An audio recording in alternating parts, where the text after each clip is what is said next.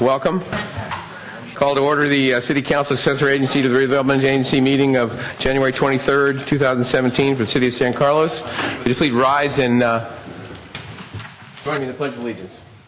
Pledge allegiance to the flag of the United States of America and to the republic for which it stands, one nation, under God, indivisible, with liberty and justice for all. Okay, get organized here.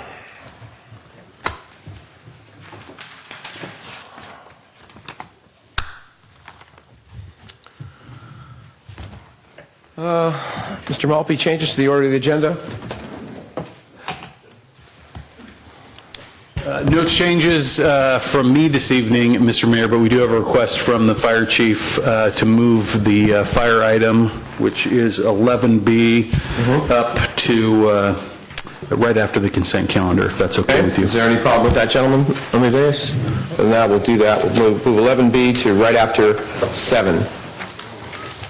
Okay.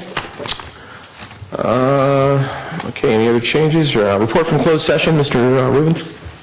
There's no report from closed session, Mr. Mayor. Okay. So we have a couple of presentations tonight. The first one is presentation of proclamation and a city coin to Betsy Snyder for her service on the San Mateo County Mosquito and Vector Control District Board. How many years? 12. 12 years, my lad. Do we have a microphone that I can steal?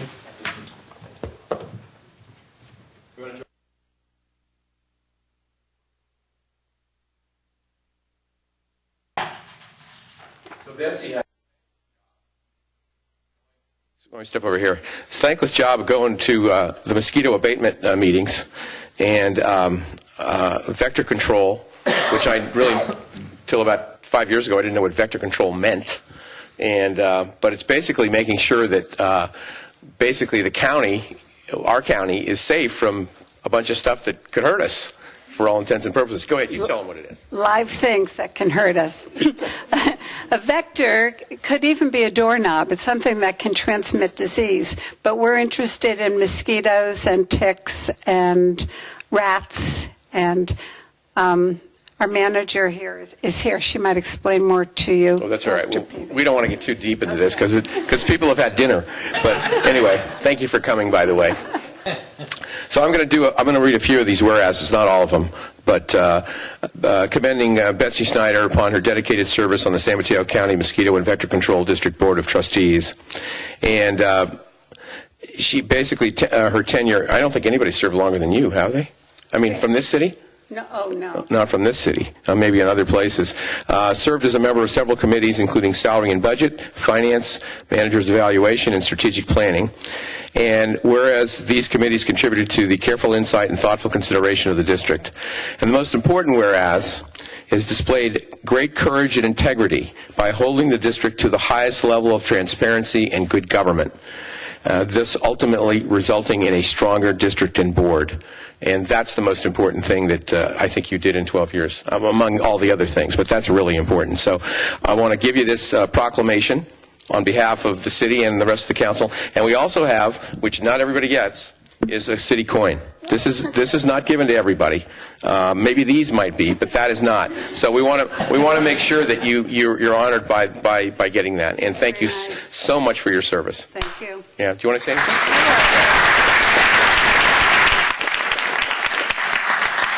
I would just like to say a couple of things.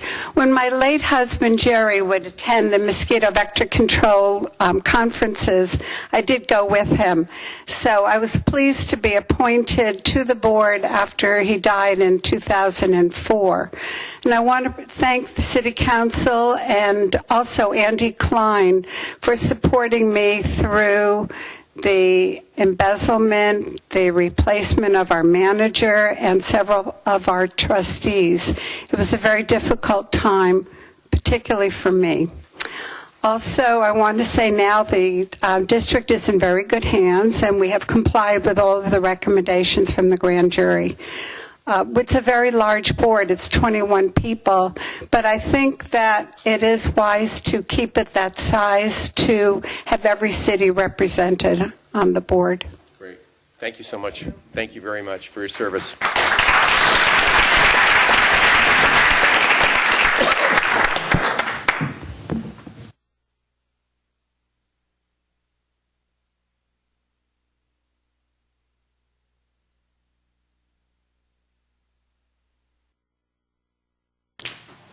again, another great reason of why this town really does a great job, because of citizens and people like Betsy who serve and are behind the scenes, but yet they can make sure that things are run properly and done correctly. So the second item we have is a presentation from the San Mateo County Board of Education on preschool shortage. So we have a couple of people that are going to do that.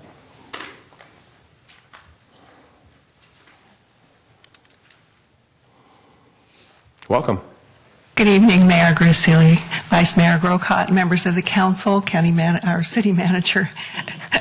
Sorry, I'm used to. I don't know how you could confuse that, too. You don't look anything like. I didn't say county council. He's got dark hair. I'm Jean Marie Houston. I'm the Director of Early Learning Support Services at the San Mateo County Office of Education, and I'm joined this evening by Sarah Kinahan, who is a resident of San Carlos, a parent of 2 young children, and is a colleague and consultant on this topic. A few months ago, Sarah and I had the opportunity to meet council members Olbert and Johnson at the 2+2 meeting with Superintendent Baker at the San Carlos School District. And this resulted in an invitation to come this evening. We thank you for the opportunity to present on what is a growing part of the community recognizes this is a multi-sector problem that requires a multi-sector solution. So why are we here, and why is this important? The issue of childcare and early learning intersects with community development and the needs of San Carlos residents in several ways. First, it is a key part of community development and infrastructure. As the economy has improved, there is an increase in households with working families whose children, infant through school age, need childcare during some part of their days. 73% of families in San Mateo County have both parents in the workforce with young children, and 75% in the city of San Carlos. High-quality childcare and preschool conducted in appropriate facilities that meet the needs for children and those that work in those facilities is a critical support to all, but especially to working families. Second, an avalanche of studies have demonstrated that high-quality early learning, early childhood education experiences improve the school readiness of young children, allowing them to do better in school and support their success throughout life. Third, childcare and early learning programs are also a steady source of employment for workers in our community and a crucial support for the parents who use those services, and they contribute to the economic vitality of your community. Fortunately, our county government, our education leaders, and philanthropic organizations have recognized the nexus of early learning facilities to the elements that I just mentioned. They have commissioned a multi-part early learning facilities needs assessment to better understand and recommend solutions to address these shortages across the board. Sarah's going to present data from the county-wide and city-specific needs assessment. Just push that. Good evening. I have been participating as part of the advisory group that's been working with Breon Economics to develop and implement the countywide facilities needs assessment. And I'm going to go through the data fairly quickly, and then we'll be here if you have additional questions about any of the slides. So Breon Economics focused their study on infants, toddlers, and preschoolers, so children up until kindergarten entry. And they looked at children in families with working parents, and they came up with this supply gap countywide. So you can see that currently we have a shortfall of almost 11,000 spaces countywide for children 0 to 4. That continues to grow without any additional supply brought into the market to close to 14,000 spaces by 2025. Here in the city of San Carlos, which I am happy to call home, we have a shortfall for 121 spaces for infants and toddlers and 516 spaces for preschoolers ages 2 to 4. And again, that will continue to grow if we don't address the issue. And in fact, this doesn't take into account spaces that may have been recently lost. These were 2015 numbers that were used. When you look at San Carlos in relation to other cities, the gap is one of the largest. There are 6 cities that have gaps of 500 or more, and San Carlos is one of those.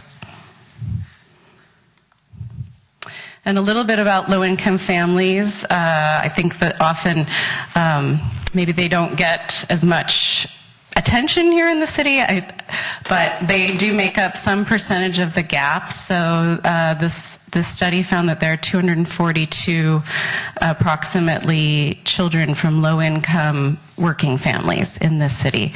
And one thing about the city of San Carlos, there are no state or federally subsidized centers, unlike in some of the other cities on the peninsula.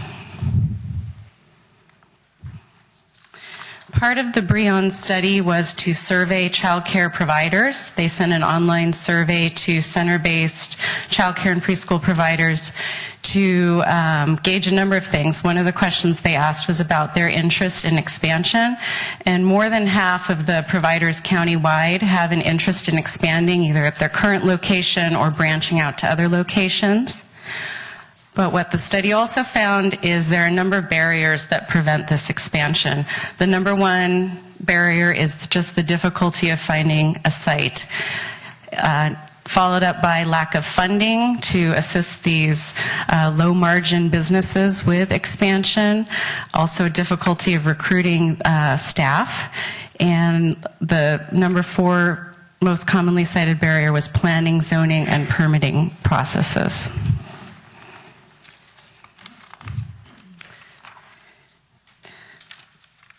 Another component of the study was a stakeholder survey. So they surveyed cities, faith-based organizations, school districts, developers, and as Jean Marie mentioned, they did find that the community considers this a multi-sector issue. So it's no one entity's role to solve this, but key partners are definitely cities, school districts, and faith-based organizations. That's where the majority of our child care supply currently is and where the most potential is to expand. As part of that survey, the San Carlos School District did identify 2 potential sites where new child care preschool facilities could be located. And Brion will be writing up 7 site assessments that are examples from throughout the county of what it takes to convert existing properties to child care use, add additional portables to school sites. So they'll be providing a range of different types of child care development opportunities in the county. And I will turn it back to Jean Marie. So you've seen some data and heard some ideas about the scope of the issue and that cities have a crucial role to play in the solutions. So what might San Carlos do? You can review and update your zoning, permitting, and building codes as they reference both child care center-based programs as well as family child care homes, which are licensed by the state and operate in the residence of the person who provides the care. You can make sure that to the extent possible, your city is as supportive of child care providers' needs and address the solutions. Long-range planning for child care facilities and how they intersect with housing and transportation can be really crucial. I think transportation, particularly when you think about, I'm a City of San Mateo resident. I live right next to the Bay Meadows development, and it's a smart growth development, but there's no child care plan in that development at this point. And that probably was something that should have been done a long time ago as the plans were being developed, because as a transportation-oriented development, families have to get in their cars now and go find child care. So that sort of eliminates the point of not being in your cars. So thinking about how child care facility planning intersects with city long-range planning, transportation, housing development is a smart thing to do. To work with schools and faith-based organizations, find where they have opportunities to embed child care and support that, and for the city itself to consider leasing space to early learning operators in your own properties. There are a lot of cities in the county, across the state, and in the Bay Area that are models for this kind of work, and we'd be very happy to help share any information that you would request. So to learn more, you can read the reports that are listed here. There is a foundation, the Silicon Valley Community Foundation has an early learning facilities task force that will be coming up with recommendations in the next couple of months, and we'd be happy to share those with you. Also encourage you to attend a facilities summit that is being planned for later this year. Supervisor Dave Pine, the county superintendent of schools, the executive director of First Five, and others are involved in planning that. And please feel free to contact myself or Sarah or the Four C's of San Mateo County for additional information. Thank you very much, ladies. Questions from the dais? Any questions? Yes, Cameron? Thanks for the presentation. I appreciate you coming tonight. And as you mentioned, we had a chance to preview some of this information at the 2+2 meeting a few months ago.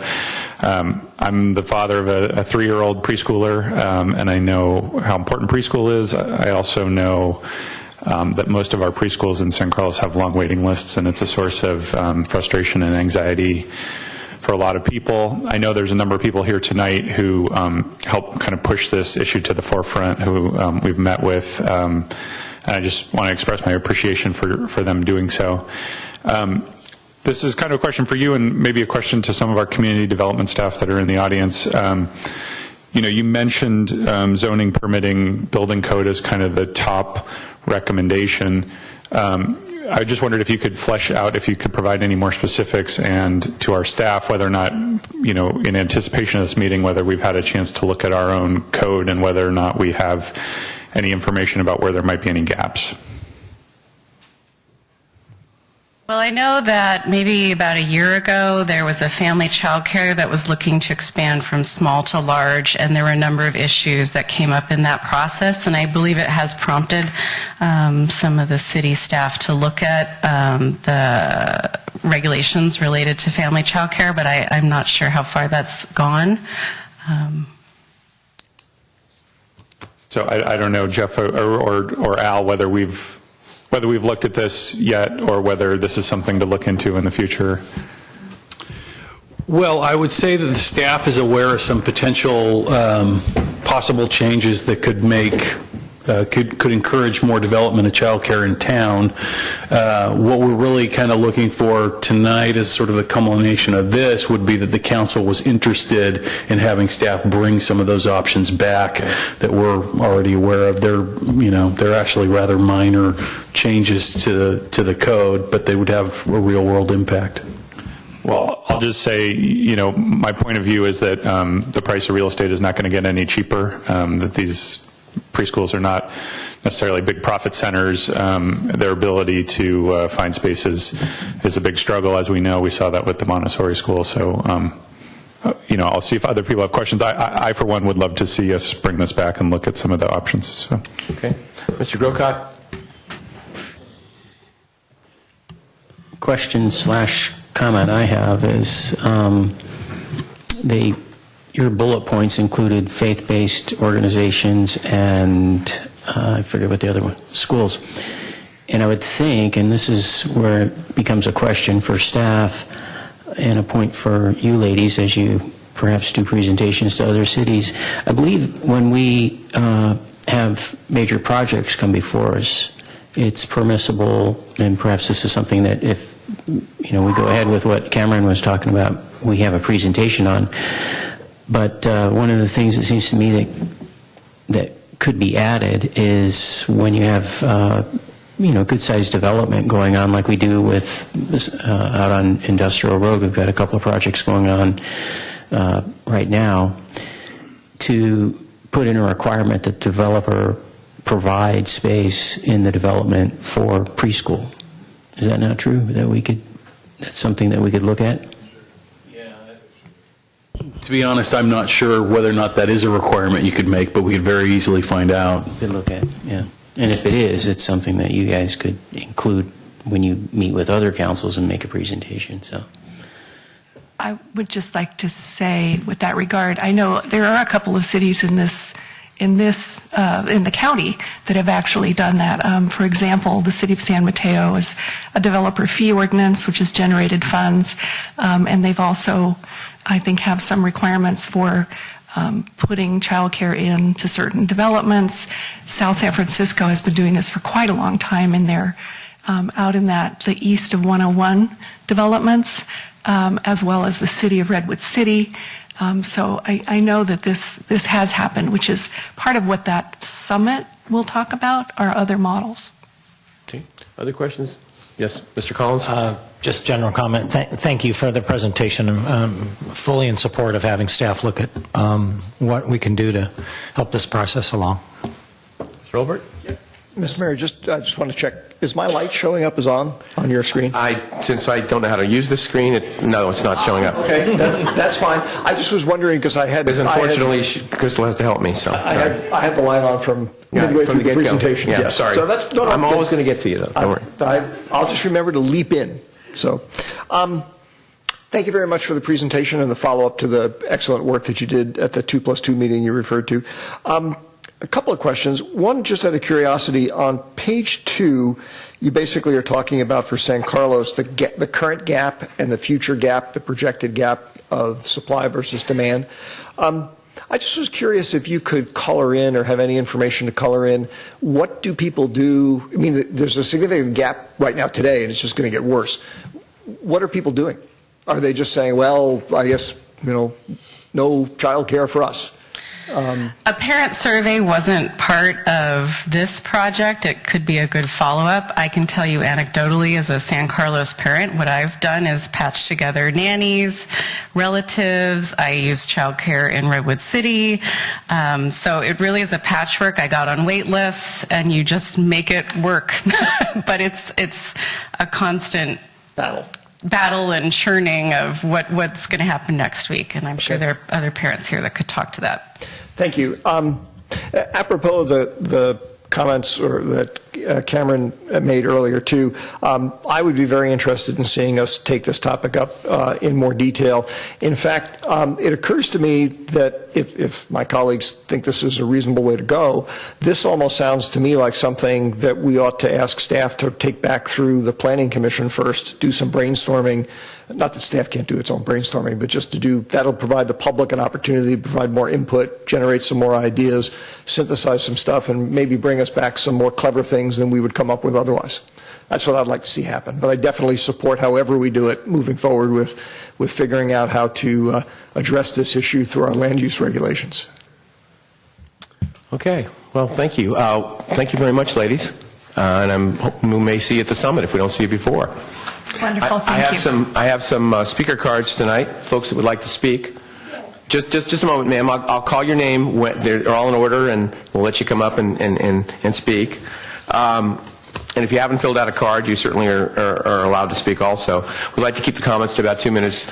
I'll call up the first couple of folks. Serena Lowe, did I say that right? Okay. Followed by Lorea Martinez. Like I said, we'd like to keep it to a couple of minutes if we can, please. Thank you. Thank you. Thank you, Mr. Mayor and the City Council members for allowing us the time to speak here today. This is a very timely presentation, obviously, with what our topic is on the San Carlos preschool shortage issue. I am a former Edison Montessori parent and a San Carlos resident since 2009. And as you may know, Edison Montessori lost their space last year, and a number of the parents had to find other preschools for solutions for our children. And as my partner Lori and I started looking into and understanding the issue and how this happened, that a school of 30 years with 96 students could be gone from our community. It was a huge, lovely resource for us. And so as we looked into it, we just spoke with a number of people. We actually happened to meet Jean-Marie and Sarah at the 2+2 meeting by coincidence.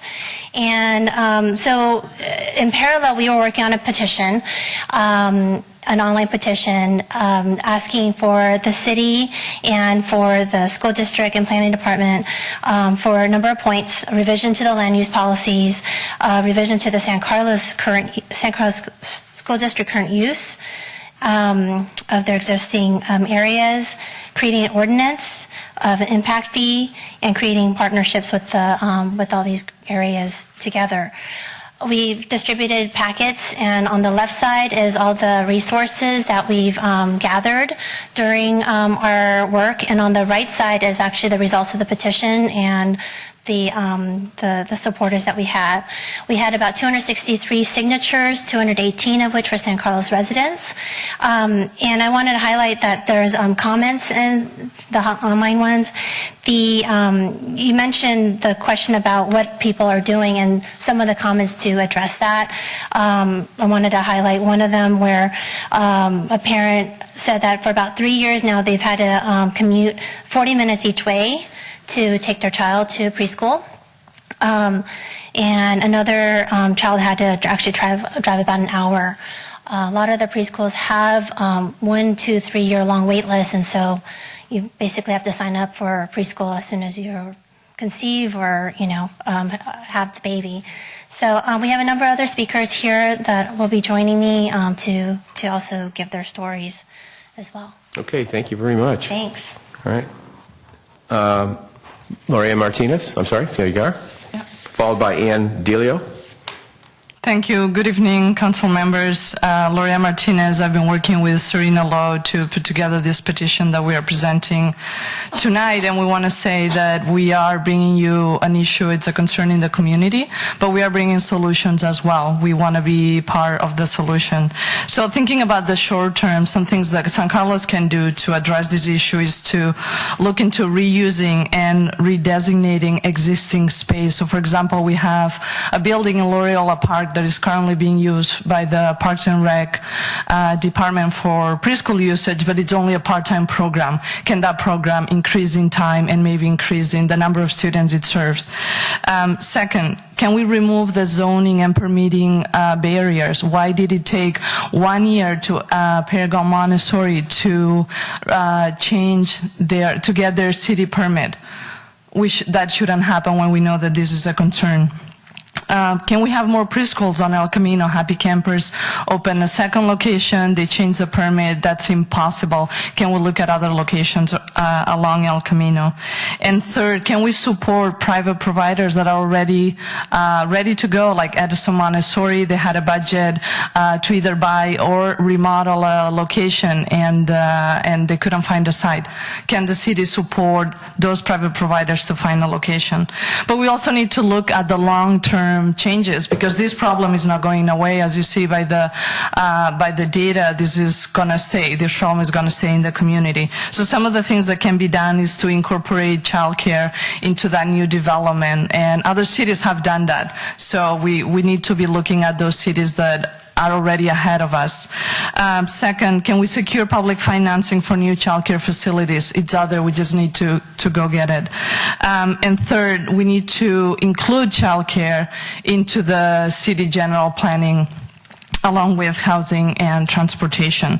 So there are other cities like City of San Mateo, South San Francisco, Redwood City that are already doing some of these things, and we are behind. So we need to get busy and get it started, and we are here to help.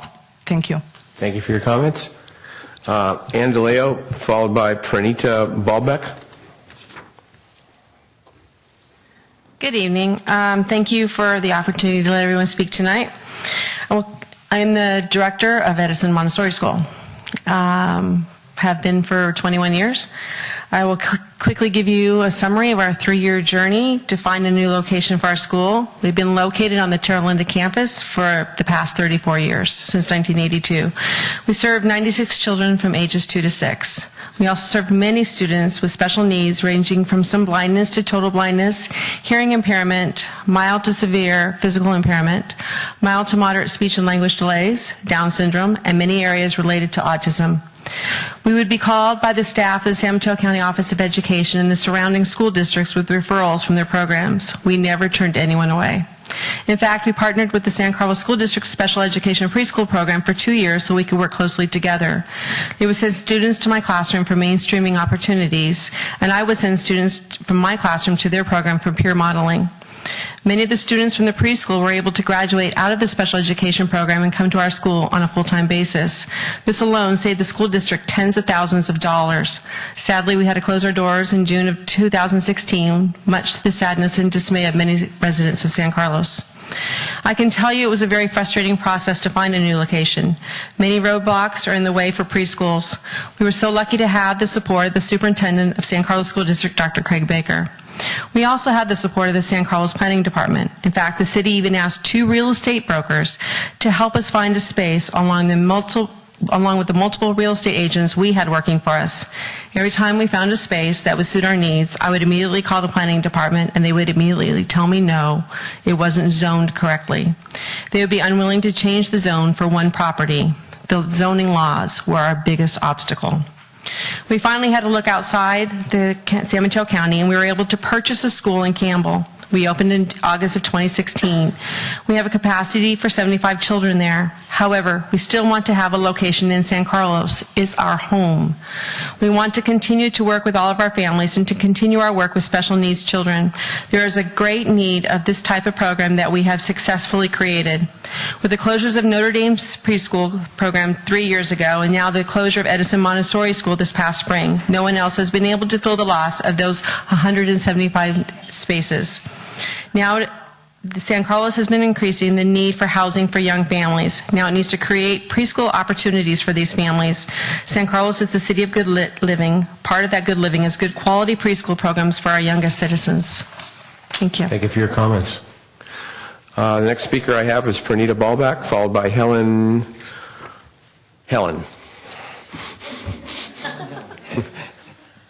Hi, I'm Pernita Ballback. I own Paragon Montessori. A few years, we started in 2013, and in 2014 went from a small to a large. And so I applied for the zoning process, which was expensive. And we also, a part of the zoning laws was to go from a small to a large, you had to notify your neighbors within a 300-mile radius, which we did. 300 feet. Not 300 miles. Oh, sorry, 300 feet.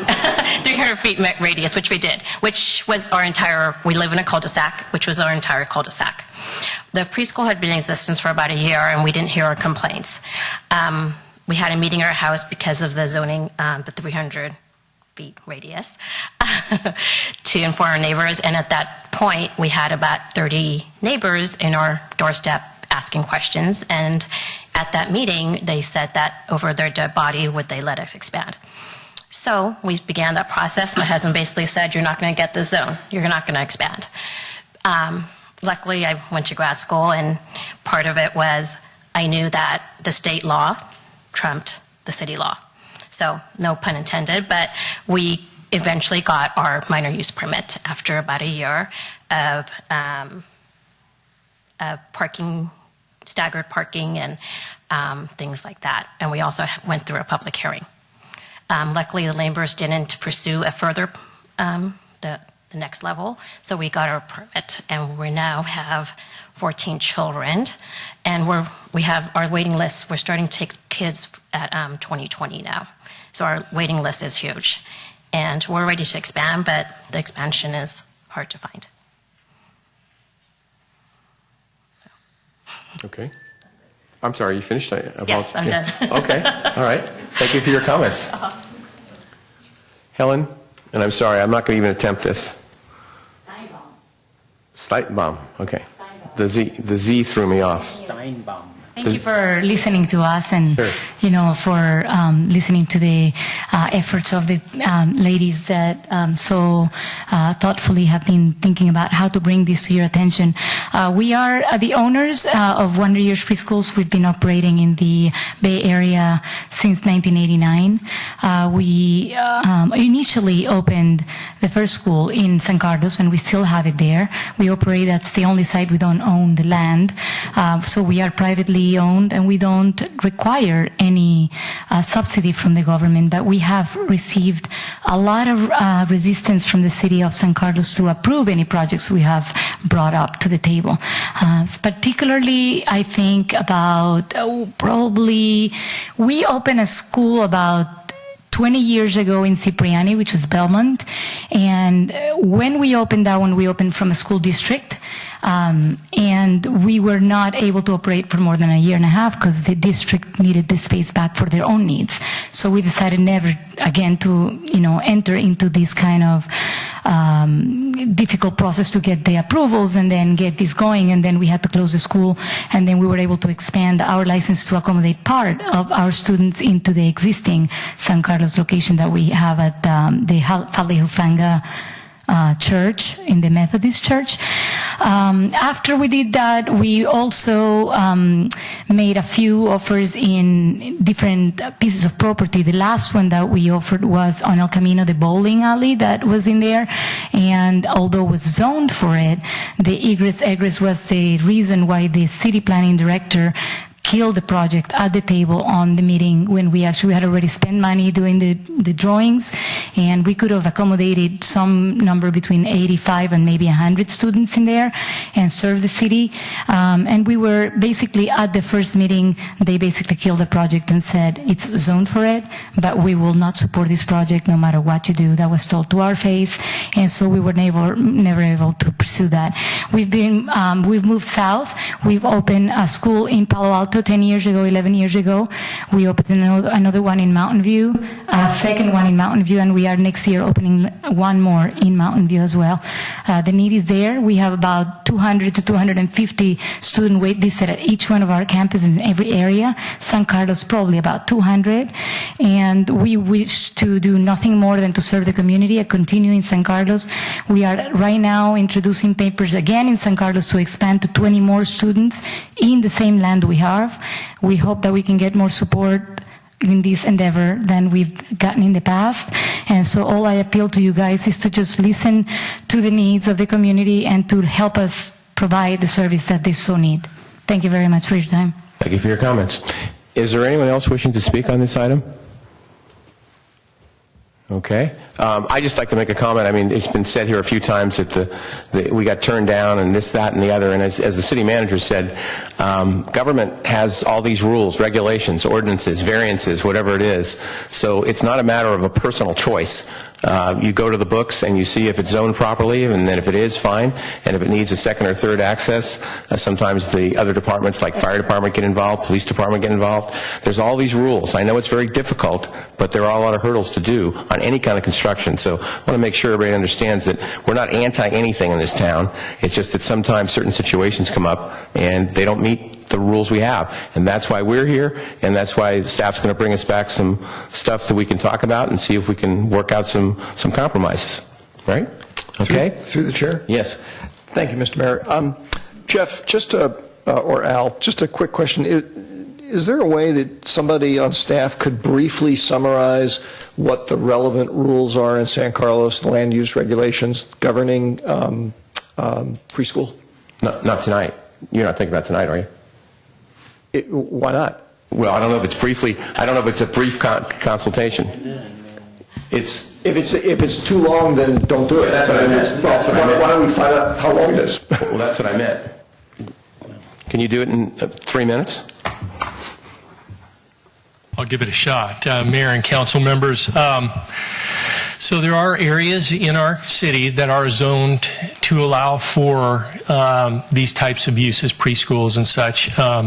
They're even allowed, as noted, in residential zone in homes. And as we heard about Paragon this evening, if you have a single-family home, you can have up to, I believe it's 14 kids.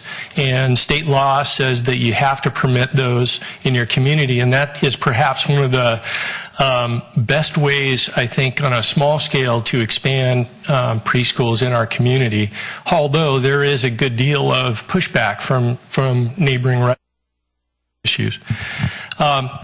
What we see is that it's very, very difficult for these businesses to find locations in commercially or multifamily zoned areas because it's just hard to find land to do it. And there's very limited land area on the peninsula if you think about our geography. So that's challenge number one. Rents are very high. So first they have to find a spot that's big enough and has the right size and has the parking and things like that. So there are lots of areas in our community that are allowed for that zoning. There may be some other problems, as was noted, about egress and things, but usually we can work those out. The other major difficulty that I see is in our community and others is in industrial zones. And what we have seen with a number of these, I think Montessori in particular, and I followed that case pretty closely, is that industrial zones are very attractive from a lease rate standpoint. They have lower lease rates, big spaces, lots of parking and things like that. However, the issue there is that many of these industrial spaces or lands are contaminated. And state law says that you can't have people who are considered by the state to be sensitive receptors, and that would be children and the elderly in these areas, because if there's a release of chemicals or, there's solvents that are used in many of these businesses and things like that, these people are more receptive to getting ill and or something worse. And so state law says that you should not zone to allow for preschools or sensitive receptor uses in industrial zones where you know that these kinds of materials are being used. So that's the big challenge that we see a lot of, and we've seen it for many, many years in two areas, which would be the preschools and education, and also faith-based land uses that, because of the cost, would like to go into these areas. You could, I think there's maybe some opportunities, as was discussed earlier, about putting these into newer developments in the industrial zones on the east side. And what I'm thinking about that is if you were able to clean a site on some of these big ones, I'll finish up right away. If you're able to clean the site or provide vapor barriers and things like that, there may be blockages or barriers to the environmental problems. So just in a nutshell, those are some of the issues and problems, and we'd be happy to bring back a more detailed study. Great. Thank you, Al. I'm just going to add, and I'll be super quick here, just one real-world example that I would like to see changed. It has to do with the in-home child care and its expansion. It goes to the zoning administrator, which I am the zoning administrator for the city. There's a fee associated with that, and there's an expense associated with that. And to put it in terms that the council can remember from their past, it's a very similar process to when you guys are dealing with cell tower antennas. In other words, you're being presented with a lot of angry people who don't want you to make a certain decision for whatever reasons, and the law is very specific in what you can and can't do, and you really don't have the ability to deny a cell phone antenna from going in. You might be able to massage it around the edges, but that's not what people are there trying to get you to do. That was my experience as the zoning administrator on that. It was a very expensive, very emotional, very difficult process for the applicant. In many ways, it was kind of a traumatic process for the neighborhood, who ultimately did not get what they want because state law was very clear. So I think you can, and you have the ability under land use to take that process out completely, and that would be something I would recommend, having gone through it. Okay. Well, staff will be bringing it back to us, and we'll be talking about it. Okay. Thank you. Thanks for all the folks that made comments tonight. Appreciate that. We're going to go to public comment, but Mr. Collins, you had something? No, I'm just going to wait till we get to the consent calendar. All right. Excuse me. Public comment, those are items that are not on the posted agenda that we speak about. Each speaker is limited to 2 minutes. If the item is not listed, please be advised City Council may briefly respond to statements made by questions. Otherwise, the general policy is refer items to staff for attention and have a matter possibly placed on future City Council agenda for more comprehensive action or report and formal public discussion and input. I just have one card right in here. It's Leslie D. Christopher. Cristoferi, thank you. I missed the I. I apologize. I should know that as Italian. Hi, I'm Leslie DeCristofori, and I would like to thank all of you on behalf of Ruby the Oak Tree. and we do appreciate all the residents rallying our support, as well as all of you and the Public Works, Mr. Walters, for doing a great job, and we saved her, and we're putting up new signage, thanking all of you, and we do really appreciate it. Thank you. Great, thank you for your comments. And Mr. thank Mayor, you. thank you, Leslie.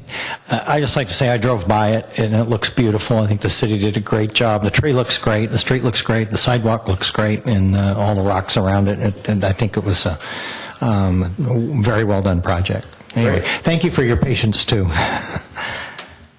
Okay, now, Mr. Collins, you had something. Well, I was just going to say, I was going to wait on a motion for the consent calendar just before we vote. I just want to make one quick comment. All right. So we've got the consent calendar, which is items that are considered to be routine and will be enacted by one motion. There'll be no separate discussion on these items unless members of the council, staff, or public request specific items to be removed for separate action. Is there anyone wishing to remove any item? Yes. Okay, Mr. Brokat? F and K. F And K. and K? Yeah. All right. Anyone else? All right, we're ready for a motion. Mr. Mayor, I move approval of the consent calendar minus items F and K. And I notice that I believe I need to read that we adopt ordinance number 1517, an ordinance of the City Council of the City of San Carlos, amending San Carlos Municipal Code sections 17.16.030 and 17.16.040, addressing minimum lot size for subdivisions in the RS6 single-family zoning district and flag lot subdivisions. Is there a second? A second. All right, it's been moved and seconded. Any further discussion on these items? Yes. Okay. The only comment I wanted to make is that I regret that I could not be here a couple weeks ago, and I just want to say that on the lot split ordinance, that if I had been here, it would have been a 5-0 vote. So, thank you. All right. Thank you, Mr. Collins. All right. Roll call, please. Councilmember Collins? Yes. Councilmember Brokat? Yes. Councilmember Johnson? Yes. Councilmember Overett? Yes. And Mayor Grisilli? Yes. Okay, as is our choice most nights, we'll move this F and K to the end of the agenda. All right, the next item would be number 8, but we have moved 11B up to this area. Report to Council on Fire Stations 12 and 16 Consolidation Study. Chief, how are you? Good evening, Mr. Mayor, members of the council, Stan Maupin, your fire chief. It's been a little bit since I've been before you, and it feels good to be back up here again. Tonight I will be... I'm sorry, Crystal, do I have a... Oh, there it is. Tonight I'll be coming before you to talk about the question of consolidating fire stations 12 and 16, Station 12 in Redwood City and Station 16 in San Carlos. The recommendation at this time is not to consolidate fire stations 12 and 16. As a way of background, in October 1st of 2011, as you are all well aware, the San Carlos Fire Department was reformed after 32 years under the management of the Redwood City Fire Department. At that time, one of the questions that came up was the potential cost savings of combining a couple of fire stations that might be closer together in order to have a joint station between the two cities. At the time of the the reforming of the San Carlos Fire Department, staff was primarily focused on reestablishing the department and the necessary steps for the transition. During that time, we were able to find a consultant that specializes in this kind of a question. They were actually doing a one-of-a-kind type data analysis. It's the Colo Company design out of Corvallis, Oregon, and the program that they've developed is called Code 3 Simulator. I do have the consultant, Carl Neidner, here tonight if we have any further questions about it. What we're really excited about, though, is that it's kind of a first-of-its-kind data analysis program that they put together to study this question. The process that we use for the Code 3 simulator, this is actually a resource planning simulator for municipal fire and emergency services, kind of a professional sim city, if you will, that allows us to really evaluate in depth the placement of fire and emergency medical resources in different areas to study them in a much more in-depth manner than we've been able to in the past. The program is very versatile. Some of the factors that it can look at very closely is number and location of fire stations, stations, deployment of apparatus and personnel, and response rules, or the way that we respond to different types of calls. It can evaluate that quite closely.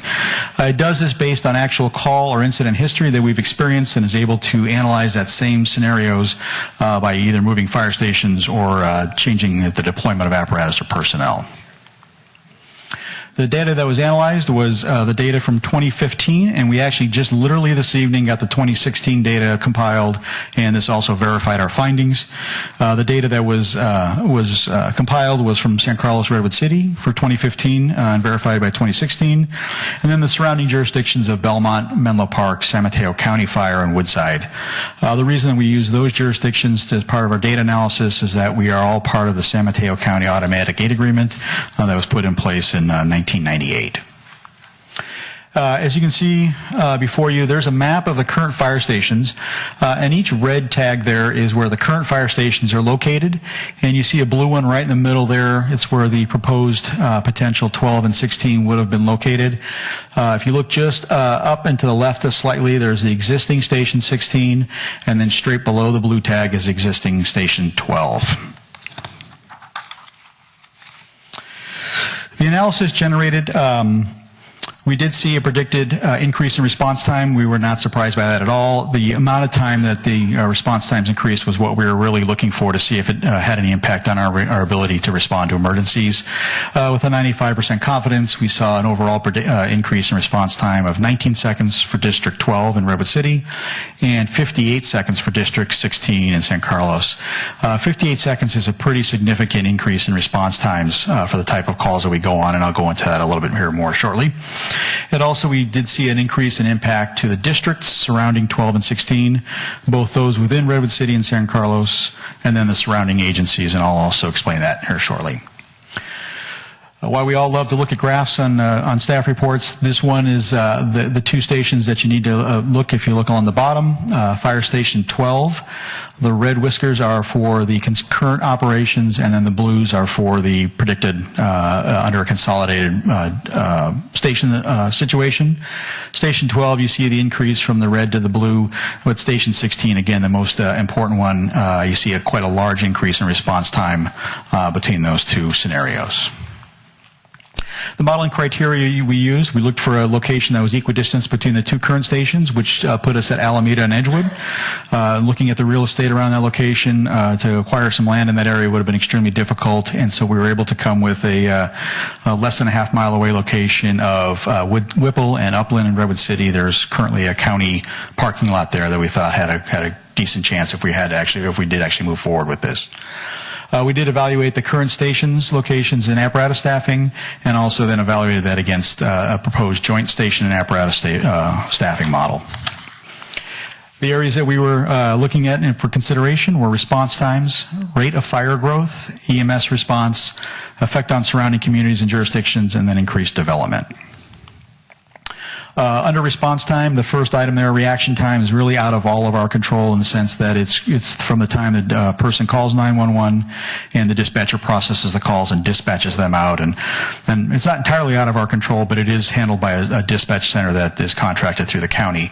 It's the driving time component of the response time that we are able to impact, and that encompasses all the areas that we drive to get to an incident, including traffic patterns and then vehicle capabilities, the size of the apparatus, and so on. And obviously, geographic location of a fire station plays a major role in that consideration. We did see an increase in automatic aid reliance, meaning we would be needing to rely on outside agencies more. Through the study, we discovered that San Mateo County Fire, which is Station 18 up by the Cordillera Center there on Edmonds, we saw a 39% increase in the number of responses into San Carlos and Redwood City from them. Corresponding Woodside 31% increase, and then Belmont a 1% increase. Response time and fire growth. Prior to 20 plus years ago, a flashover where a compartment in a building becomes entirely engulfed in fire would be delayed by about 27 to 29 minutes. In the current model of fuel, type of products that are inside of buildings now are mostly petroleum-based, plastic. The flashover times have decreased greatly down to 4 to 6 minutes from time of incipient phase of the fire. We found that when a fire is contained to a room or floor of origin, That usually occurs when response times are less than 5 minutes and fires contained to a building of origin when response time is less than 6 minutes. So our concern about a 58-second increase in response time is something we want to really be careful with. Emergency medical services, obviously the sooner we get intervention from EMS, whether it's a paramedic or an EMT, the increases the rate of survivability.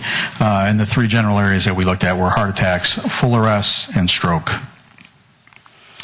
The other factor that came into play here was the increased development environment that we are all experiencing now. The proposed new station location would move actually resources away from where the current development trends are. If you see on the heat map right there, we see station 13 with the red dot. That indicates a high call volume and a high concentration of calls. You see station 16 existing would move south and actually away from the development that is occurring in the downtown area on the east side of San Carlos. That would we see an increased demand on Station 13, which would indicate an increased reliance on Station 16's response times. And we felt that moving it further south away from where the development's occurring would be not in our best interests. I'm open for questions. Okay. Questions for Chief? Mr. Olbert? Thank you, Mr. Mayor. Thank you, Chief. Good presentation as always. Some basic questions, though. If you can go back to start with your graph, which of the predicted average response time by district model overall, which I think nicely summarized the shift that you're basically warning us about that would happen from consolidation.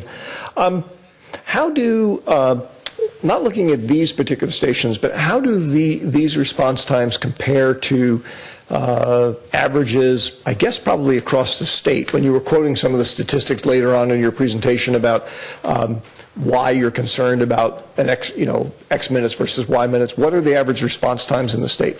Average response times in the states, that's a hard variable to look at because of the different geography throughout the state. You've got the different environments, suburban, urban, rural. There's really no set state standard for response times. Within the Redwood City Fire Department, though, we have a response goal of 5 minutes or less 90% of the time. And we're also bound by another factor, the county advanced life support or paramedic contract. We're bound by a 6-minute and 59-minute response time.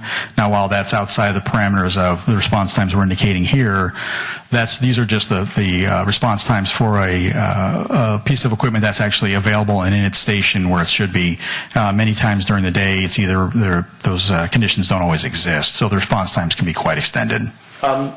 Despite my having asked the question in terms of the context of statewide numbers, I'm trying to put the two sets of data in context, one of which the statistics on response times are presumably much broader based than just these stations here.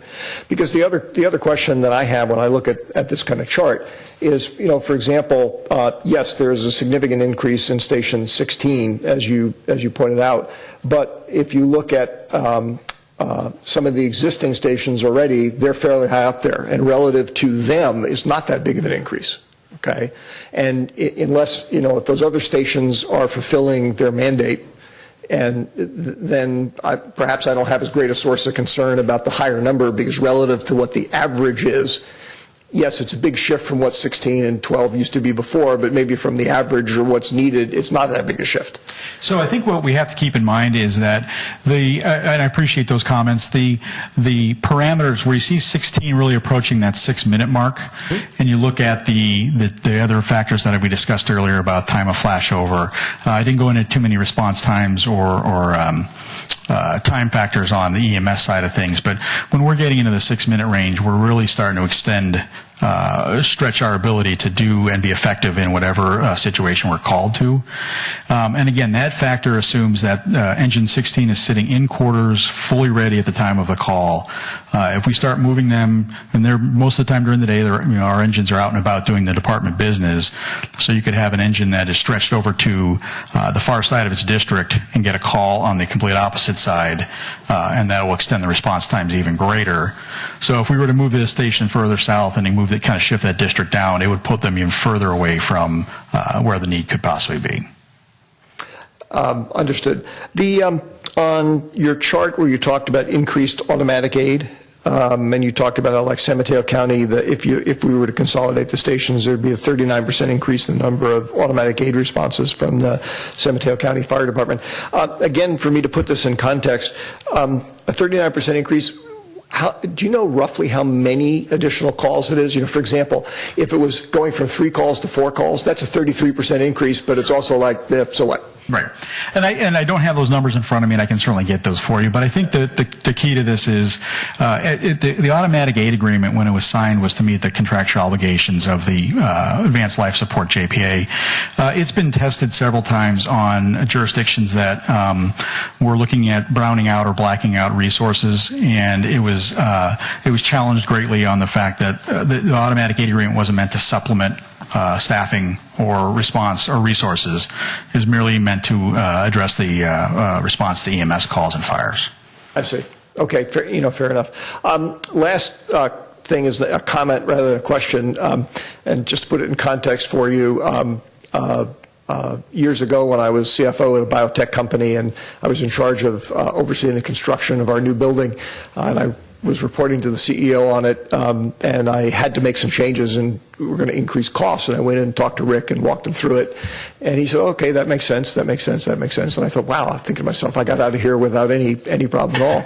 And as I stood up to leave, he said, by the way, what are you going to do to reduce the cost? And I said, I don't know. And he said, well, your job is to bring it in at the costs that we said we could do, not just come in and increase costs. And I know that that's not what you're doing here, but I would ask that staff spend some time thinking about, since the reason we were talking years ago about consolidating these stations was to try and be as cost effective as we can. So I'm open to other suggestions on how we help manage costs, and I look forward to hearing from you guys as to how you think we can do that. Absolutely, and I think that we're constantly looking at that, and as we adopted Exhibit C from last year, we did bring the cost of the increase down. I know it's an increase still, but we were able to start looking at unique ways to be able to reduce the costs associated with the increase, at the same time increase staffing through fire prevention. So we are constantly looking at that to see where we can cut those costs for you. I look forward to seeing more. Okay. Thank you. Mr. Collins? Thank you, Mr. Mayor. Thank you, Stan. Good report. I was a little surprised. I really thought when I started to read that report that we were going to see that there was a justification to consolidate the fire stations. So this was quite a surprise, but understandable. But given the increase to response times, you talk about the growth and everything, it occurred to me, do you see a point at which time there might be a necessity to not only keep what we have, but maybe add a station at like Whipple and Upland? I at this point, and it's a great question, because I've been focusing on, not solely focusing on, but my attention's been drawn to Redwood City's development and looking at how to do that. San Carlos, at this point, anecdotally, I don't see a need for another station or increased resources today or in the near future.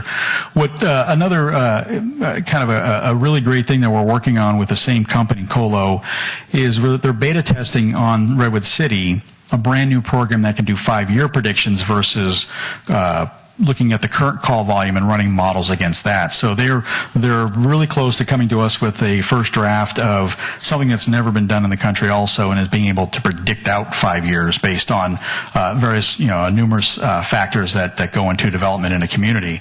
And once we get that nailed down, and they're feeling really good about being close to that, we'll be able to then roll that, our goal is to roll that, then include San Carlos in that.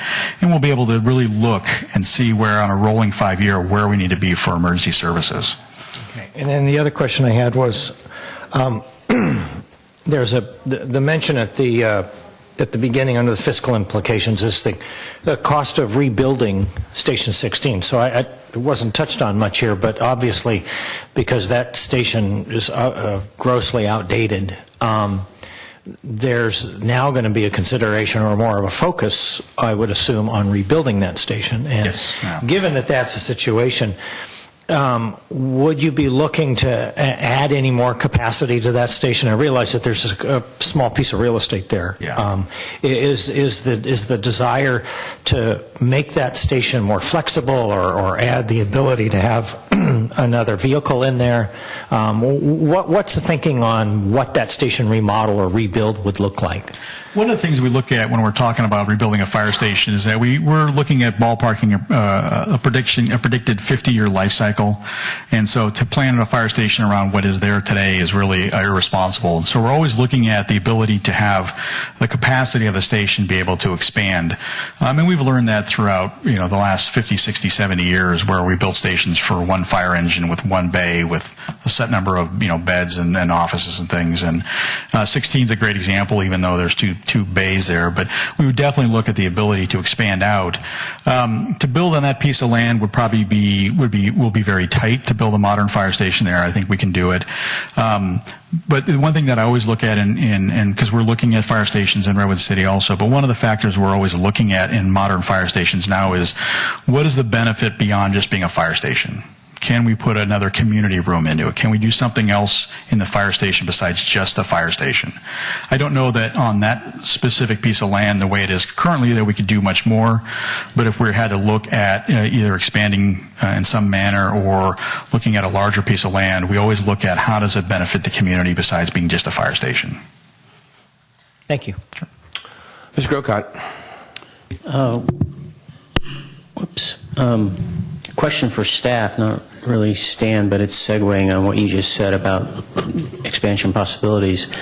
So Fire Station 16 is basically surrounded by our S6, I believe, which has a 28-foot height maximum.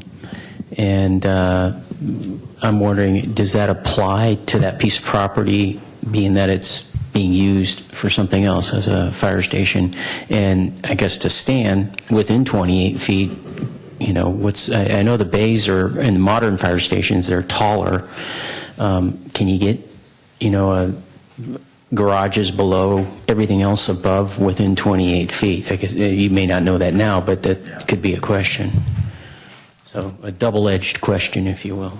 Well, we might need Al to answer that question specifically, but my guess is that the zoning would apply, but there would be a fairly straightforward exemption that the council could grant for a public facility like that. That, right? Yeah. And then, so you don't need to answer the question about the 28 feet, but that is, obviously would be a consideration. The other question I have is related to, and I can't remember which agency it was, but there was an article in the paper about an agency adding, it was Menlo Park, actually, which is its own fire district, separate and apart from the city of Menlo Park. And they added a piece of equipment that allows something that I know when Bob and I were on the fire board, we were always looking for. Is there any way that we can get a piece of equipment that can do EMS calls and ease up the pressure that EMS calls put on the trucks or trucks Sure. and engines? So is there anything, given what we found out tonight, that we might be looking at something like that? Yeah, absolutely. We have, in fact, in Redwood City, we had the squad, the rescue squad that we put in place for 6 months when Engine 9 was browned out. We still have the vehicle. In fact, it's housed pretty regularly in Station 13. It's just a storage location for it, and we put it in service as needed for either increased staffing or replacement staffing on a hour-by-hour need if it's necessary.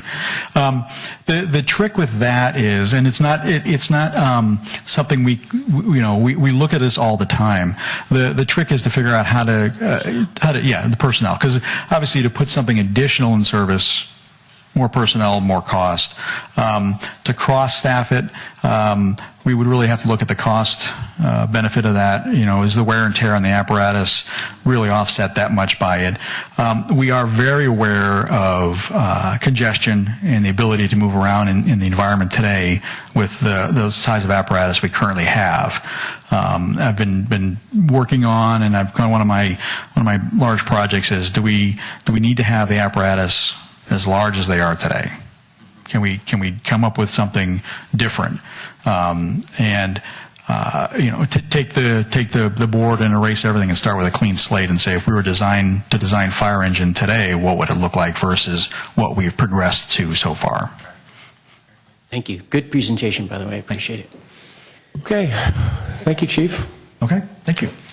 Appreciate it. All right. Next item on our agenda is item 8A, public hearing, consideration of introducing an ordinance amending the zoning ordinance Title 18 of the San Carlos Municipal Code to extend or make permanent regulations on formula business uses in the downtown core area and the 50% fee reduction for conditional use permit. Applications by such uses originally adopted on June 27th, 2016, which will sunset on February 28th, 2017. And this item was continued from the January 9th, 2017 City Council meeting, so we don't have to open the hearing because it's already open. Is that right, Mr. Rubens? Yes, you continued it last time, just before. Okay, great. Mr. Savay? Yes, Mayor and City Council, just a brief update as to where you were at the last meeting. We're not going to give a full presentation. We'll be available to answer questions. But at your last meeting, you considered the Planning Commission's recommendation. There was a good deal of discussion. The council continued the item to this meeting, so you'd have 5 members to discuss the issue. One of the things that the Planning Commission recommended is a definition that went back to an earlier definition that the council had adopted, and the council decided to consider that at this meeting, and so we put that into attachment 3 and 4 there, the definitions, the 2 definitions. If council introduces an ordinance tonight, it'll take effect March 15th, and it'll sunset on the 28th with a 2-week gap if you do that. And that concludes my remarks, and we're available to answer any questions. Okay, thank you. Questions? I'm looking at my board. I see no questions. Mr. Collins. Just this one. I apologize. I was ill last meeting and didn't make it. I wanted to just clarify something that when I was looking at it over the weekend, this idea of the 15 or more locations, which had been brought up by the Planning Commission, because there was a potential gap in the ordinance that would allow a company with 15 or more locations in the country but didn't have them in the Bay Area, they could then move in. Is the rewording of this, does this bring it back to the way it was originally before we changed it? Yes. It just brings it back to that? Yes. Okay. That was really the only thing I had, because when I looked at it, I thought, isn't this what we did before? Yeah, it is. All right. Thank you. Okay. Any other questions? Just Mr. Olbert? Thank you, Mr. Mayor. I have 3 slides that I'd like to walk people through because they're going to be the context for a motion that I anticipate making here. Before you do that, if you don't have any more questions, I'd like to open it up to the public if there's any.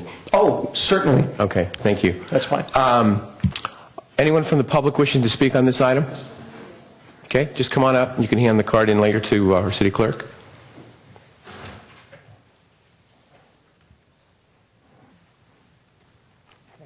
Thank you. Go ahead. I just wanted to say, I was just concerned about what was going to happen if this ordinance expires without something in its place. And someone just said there's like a little window where a business could get in. And we've got so much new construction going on Laurel Street. I just don't want that to happen. That seems like a perfect opportunity. And given the concerns of the council last meeting, I was unsure why the verbiage hasn't been changed or introduced into this. Why is it still why are we going back and forth? Why aren't we adding some things that Mr. Olbert said last meeting? So I think it's been not upgraded, but introduced 2 different times or extended 2 different times. So why isn't that included? I just wanted to know that. And then I would also like to see this ordinance expanded past the 800 block of Laurel Street. We've got a lot of construction, new, like our downtown is kind of expanding down there. Why isn't only those 3 blocks? And also San Carlos Avenue. Now we've got all those restaurants and a whole new bit of construction going on. why isn't this ordinance, and that's kind of all our downtown, not just that one little 3-block strip. Okay, and then the other thing is, can't you pass this one, just extend this with an option to change the verbiage and introduce that so there's no gap? Thank you. I'm sorry, are you finished? Okay. Yeah. I was going to say, so we can change a lot of the verbiage and the ordinance and change a lot of the things. There's still going to be a possible gap, but if I could talk to staff, if staff would nod, I believe that even if someone came in like the day after, or maybe you could tell me, there's no way, it's even if someone came in, there's not like an opening there because it wouldn't be processed. I mean, it can't be processed fast enough, so to speak, in 2 weeks. Yeah, there actually is a very small opening right now, and there's nothing they can do tonight to change that. That's just already happened. But it would, you're right, the application would have to be deemed complete. So if it came in the door totally complete, then there'd be a gap. That's pretty unusual, but it's still possible. Yeah, it's possible. But I don't think they're lined up out there. At least I don't think so. But anyway, but we can change some of the wording and the verbiage and stuff on some of this. It's not, sure, thank you. Any other folks from the public wishing to speak on this item? If not, I'll introduce a motion, or have a motion introduced to close the public hearing. So moved. Second. Moved and seconded to close the public hearing. Roll call. Councilmember Collins? Yes. Councilmember Grocott? Yes. Councilmember Johnson? Yes. Councilmember Obert? Yes. And Mayor Grisilli? Yes. Mr. Olbert. Thank you. Mr. Mayor, Crystal, if you'd fire that up. Sure. Oh, my nemesis. I have to try and figure out how to use this thing. Want me to help you? Actually, yes. I'll tell you whatever help I can get. Oh, I'm sorry. It's all a race now. What happened? I'm sorry. Did I? Oh, no. Oh, God. That would make it go faster. Following along with what Al did, I'm not going to repeat all the comments that I made last time because there's a new thing that I want to introduce. But just by way of quick background, as you all know, I believe, and as I explained last time, I think the anti-chain store ordinance is very flawed. It hasn't kept businesses from having to relocate, even though it's been in effect for a year. It doesn't address the real issues, a number of which I touched on last time. And frankly, the other thing is it flies in the face of decades of San Carlos experience about how you generate and maintain a good downtown. We never had a rule like this, and yet we have a downtown that's the envy of many communities. But after listening to the discussion that went back and forth, particularly between Cameron and Matt last time, it occurred to me that I think actually there is a way to meet most of the desires that I heard people say they wanted in a different approach. Keep what works, which is our existing regulatory environment. Keep the playing field level, which is a point that Matt made many times and I think is an excellent one. Give the community a chance to voice its concerns so they can be addressed. And reduce or eliminate the surprise factor. And by that I mean the issue of people don't know what new businesses are coming to town. But the third point there is really the important one, which is to give the community a chance to voice their concerns. So here's my idea. That what we do is we make a small tweak to our rules and we require that new businesses must hold in that designated area of downtown, not just throughout the entire town. New businesses in the downtown core must hold a public open house. That's to introduce themselves to the public and to address community concerns as community members may come there. The example that comes to mind here, folks, is there was at one point a Jamba Juice was going to open in the downtown core. That's since gone by the wayside. But I am quite confident that there would be plenty of people who would come forward both in favor of it but would be concerned about crowds of kids milling about or litter or whatever. And to have an opportunity for the public to raise those concerns and questions and get them answered and get commitments made, I think is a key thing. It wouldn't be a condition to open your business, which is what the anti-chain store ordinance sort of is now. We have to go through this process. But it would be a condition for continued operation. There'd be somebody from city staff that would be there to explain how complaints down the road could be addressed and offer advice on how to report problems and make sure that whatever follow-up needs to take place takes place. To me, this kind of approach, as opposed to the anti-chain store ordinance, gives the community a chance to raise the concerns so they can be addressed by those who know it best, the business owner, the property owner, or the city. We all know from our experience here that an awful lot of getting acceptance in the community for change is not about denying change, but it's about giving people an opportunity to be heard and giving people an opportunity to have their legitimate questions answered. The idea here treats all businesses the same. It doesn't matter what your ownership model is. It just says if you're a new business, you're a new business. You have to introduce yourself to us. It does impose a very small burden, a modest burden on the business owner. But on the other hand, this is also an open house. It gives the business an opportunity to introduce themselves. I believe it preserves what has worked so well for our downtown, which is not having this kind of anti-chain store rule, but instead augments it a little bit to reduce the surprise factor. And it also doesn't get in the way of further council discussions. There are things this doesn't touch on, like look and feel. And as you know from the many times I've said this, I'm happy to see us discuss look and feel ordinances because I think that actually would be a more significant and useful approach. So that's my idea. Okay, thank you, Mr. Olbert. Mr. Mayor? Yes, sir, Mr. Johnson. I'd like to move to introduce ordinance number 1518. 1518, an ordinance of the City Council of the City of San Carlos amending the zoning ordinance, Title 18 of the San Carlos Municipal Code, to make permanent regulations on formula business uses in the downtown core area, and the 50% fee reduction for the conditional use permit applications by such uses set to expire on February 28th, 2017, with 15 or more locations in the United States. Is there a second? Second. Okay, it's moved and seconded. This is the B one, or the bottom one? Yeah, the bottom one with the Planning Commission recommendation. Okay. All right, so there's a motion on the floor. Discussion? Okay, well, I'll discuss if no one wants to discuss. I've thought about this a lot, and there's just not a line of people out there that I see, and I just think this is it's sort of like we're fixing a problem that I don't know that exists, to be quite honest. Now, maybe someone could say it's going to exist, but I don't see that it is, and I'm going to be voting against this one. And Mr. Olbert, I appreciate, some of those things are very unusual, but innovative on yours. I'm not overwhelmed to, again, have businesses have to have an open house as someone else would do. So anyway, my comment is I'm going to be opposing this item because I think we're doing quite well where we are, and I don't think we need more government regulation in this area. Mr. Mayor? Sure. And I spoke at length the last meeting. I'll make my comments brief, but overall, I agree with the one thing Mark said, which is that we have a great downtown. And that downtown is defined, or at least the sense of place is defined by a unique mix of locally owned small businesses. We're at a moment where there's tremendous change happening all over. And the one thing that I do disagree with Mark is that I don't think there is a level playing field.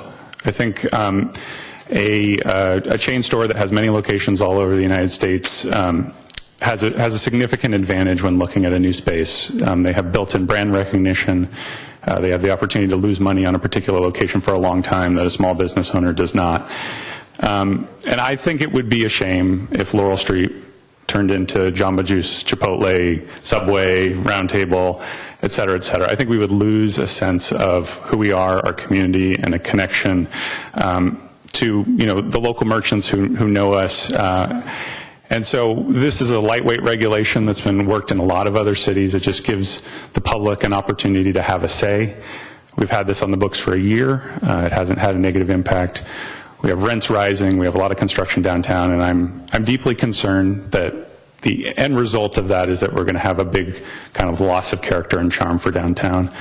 That's why I've proposed it. That's why I've championed it. And I hope that we can make it permanent. And it's one of those things that if it doesn't work, if we're finding that, hey, there's a lot of empty storefronts downtown, we can always come back and modify it. But if we don't take this action and we do see a big radical change in downtown, we have no power to go back and say, dear Mr. Chipotle, will you please leave? We're kind of stuck with the way things are, and I think that would be a shame. So. All right. Thank you for your comments. Mr. Collins first. Thank you, Mr. Mayor. Just first off, I want to let the speaker know that this would have been voted on the last meeting, but I was ill and I couldn't make it. And so had I been here and had I voted, that 2-week gap would not be occurring. So if you want to blame it on anybody on that 2-week gap, you can blame it on me. Secondly, to be perfectly frank, we've sort of watered down this ordinance more than a couple of times, and I don't see it having really a big impact. We've extended the locations, we've lowered the fee. I'm not sure it's going to have that much of an impact. It is true that we may not know who doesn't come here because they saw the ordinance in advance and decided not to apply, and that's really an unknowable on our part. But I do think that there needs to be some level of an opportunity for the public to be able to weigh in on a business that is going to be coming into town that meets those definitions of what a chain store is. So that's why I'm going to be voting in favor of it. Okay, Mr. Olbert, followed by Mr. Grocott. Thank you, Mr. Mayor. Comment and actually just one other question I thought of for council and staff. I understand the motivation behind this. You know, as I said last time, I think that the inherent promises being offered in people or read into this in people's minds are actually not going to be satisfied. You know, to some of the comments that get made frequently about giving people a chance to weigh in on the businesses that operate in downtown, they already do. It's called not patronizing them. I know of a number of businesses in downtown, some chains, some not, that have opened, I'm sure you do too, have opened and closed. Interestingly enough, I don't know the reasons why they've closed, but they don't stay vacant for very long. Some people miss them like I do, as I said, in some cases. Some people obviously don't miss them. To me, this is an unnecessary overreach of government authority, and it actually, as I said, promises things that it is incapable of delivering. So I will be voting against it. The question I had is, at the last meeting, there was some discussion between Cameron and Matt that you guys are going to be discussing stuff between that meeting and this, and I just was curious if, since nothing has changed here, did you have those discussions or not? I did not speak to Matt between this meeting and the last one. Okay, I just was curious, as I said, because I didn't see any change, and I thought maybe that would have been a factor of it. Thank you very much, Mr. Mayor. Okay, Mr. Grocott, comments or anything else? I had some, but it appears, based on what Ron's comments were, he did review the video of the last meeting, so I don't need to repeat myself. Oh, you watched it live, too? Watched Okay, it live. very good. Okay. What a guy. My sick bed. You didn't make you sick? Or, that's good. I was already sick. All right, any other comments? If not, I'll call for Crystal to call the roll, please. Councilmember Collins? Yes. Councilmember Grocott? Yes. Councilmember Johnson? Yes. Councilmember Olbert? No. Mayor Grisilli? No. Motion passes, so we'll go from there. All right, thank you, gentlemen. Moving on, number 9, unfinished business. 9A, consideration of introducing an ordinance repealing existing San Carlos Municipal Code Chapter 2.36 and replacing with a new Chapter 2.36-elections, consolidating the city's general election with the statewide election date in compliance with Senate Bill 415. Thank you, Mr. Mayor and City Council. I'll be presenting tonight. So what's before you tonight is a repeal and replace of the existing Municipal Code Section 2.36 regarding the setting of our local municipal elections, which are currently held in odd years, consolidated with our local school district. That ordinance was passed when the state law gave the city options on how to and when to conduct its election. One of the options was always to conduct our elections in an even-numbered year, but for policy reasons, the prior council decided to consolidate with the school district. In San Mateo County, actually most cities historically have had their elections during odd-numbered years, so we weren't alone in that respect. Senate Bill 415 changes that. instead of providing the city with the option to consolidate with our local school district, the law mandates that the city change its election date to even-numbered years when state elections are held, unless the city can demonstrate that its voter participation rates did not significantly fall in in odd years after a general election held in an even year. So up on your screen is the data points that we've received from the county about the elections in San Carlos, and you can see that in odd-numbered years we've had significantly lower voter turnout. So you can see from this law why the state legislature passed it. It was a desire to increase voter participation in local municipal elections. So what does the law do? The law creates a couple of deadlines for the city in order to enact this law to change our election date. We are required in this year, 2017, to have a plan in place by the beginning of next year to consolidate our elections. One of the reasons we're bringing this, to consolidate it with this general election in even-numbered years. One of the reasons we're bringing this before you now is because we do have an option now to cancel the 2017 election, which would normally be our election, general municipal election, and start the consolidation process early, having our first election being held in 2018. But because of the way the legislature enacted the law, we just have to come up with a plan to consolidate during 2017. We do not have to actually have our first consolidated election until no later than November 8th, 2022. So it could actually be postponed for several election cycles. And you'll see in the staff report there's different fiscal implications for some of that, and I think that might be okay. So the next is the options that we have. So that on your screen is the four options that staff believes could be achieved and comply with the state law. The first option is to move the 27 election to 2018 and the 2019 election to 2020 for regular four-year terms.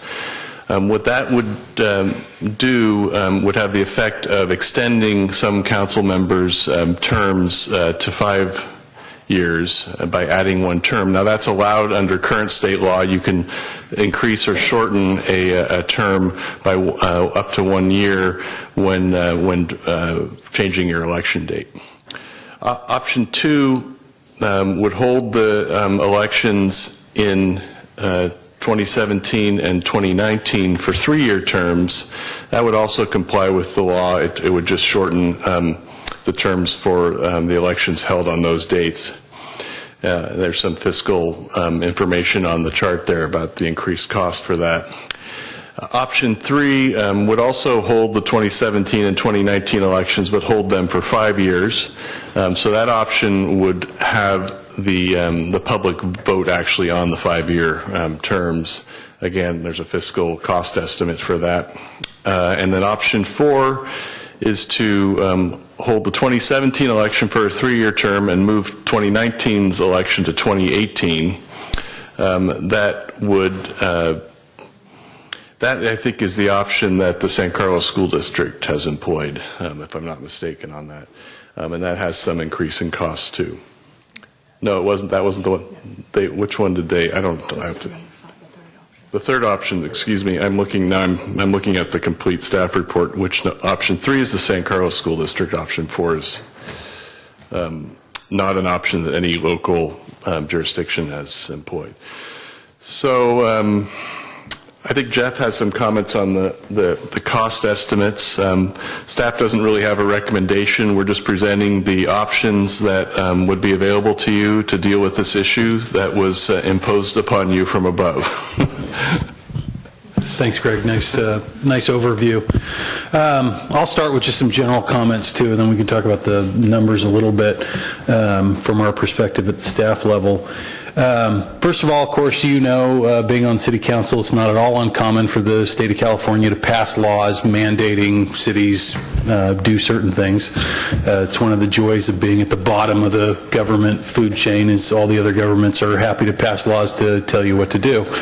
At least in this case, from my perspective, the state's heart is in the right position on this law. When you're, looking at a screen full of options, it's easy to start feeling overwhelmed by the choices and, the potential rhetoric that we hear in the newspaper on both sides of this issue. And we've been dealing with this for the last few months at the staff level as we've watched it come forward.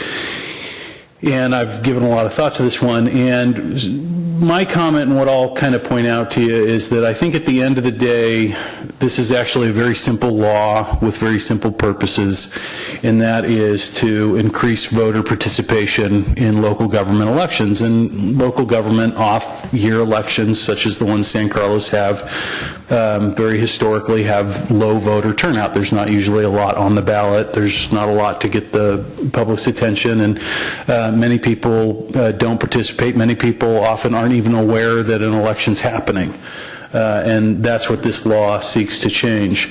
While there are a number of options here, and they're all good and legal and valid, in my mind there's really only two categories, and that is extend your term to 2018, in which case the very next time voters in San Carlos will elect council members, of which we'll have 3 seats in our next election, whether it's in 17 or 18,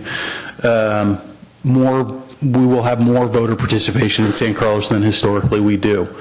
Or we can go with one of the other options, which hold the 2017 election and implement the law over time by being elected to staggered odd number of year terms, either 3 or 5, in which case we'll have less voter participation in the selection of our next 3 council members, and we defer that decision into the future. One of the things that's been very difficult here is intuitively we know that based on how election costs are distributed in this county, the fewer number of agencies that are participating in an odd-numbered year election, the more the remaining agencies are going to have to pay. And that's certainly true here, and that's where you're seeing these numbers reflected. The numbers aren't generated by city staff. We don't really have any ability to generate those numbers, and so we've had to rely on the County Office of Election, who conducts the elections countywide and then sends a bill to each agency for their representative share. So these are estimates. So they range from 200 to 400,000. There are certainly many variables on other agencies who haven't made decisions about where they're going to go in the county on this issue that could drive those costs down a little bit, in my estimation. There's also the possibility, based on sort of our history in receiving bills from the county election office, that these numbers could be low.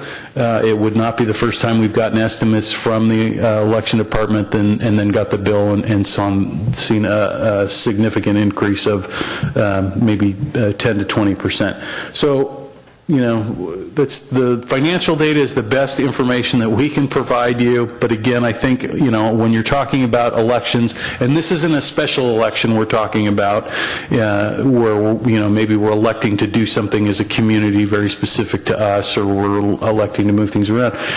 These are our primary elections. This is how we govern the city of San Carlos. This is right at the core of who we are. And so while, I believe in being fiscally responsible and whatnot, and I think the numbers are a factor in this, when I look at it, it's certainly not the driving factor, and I hope it's not something that overly influences the city council, regardless of your point of view. It's something to consider, it's something to keep in mind. But what we're really talking about here is voter participation, and that's the spirit of the law.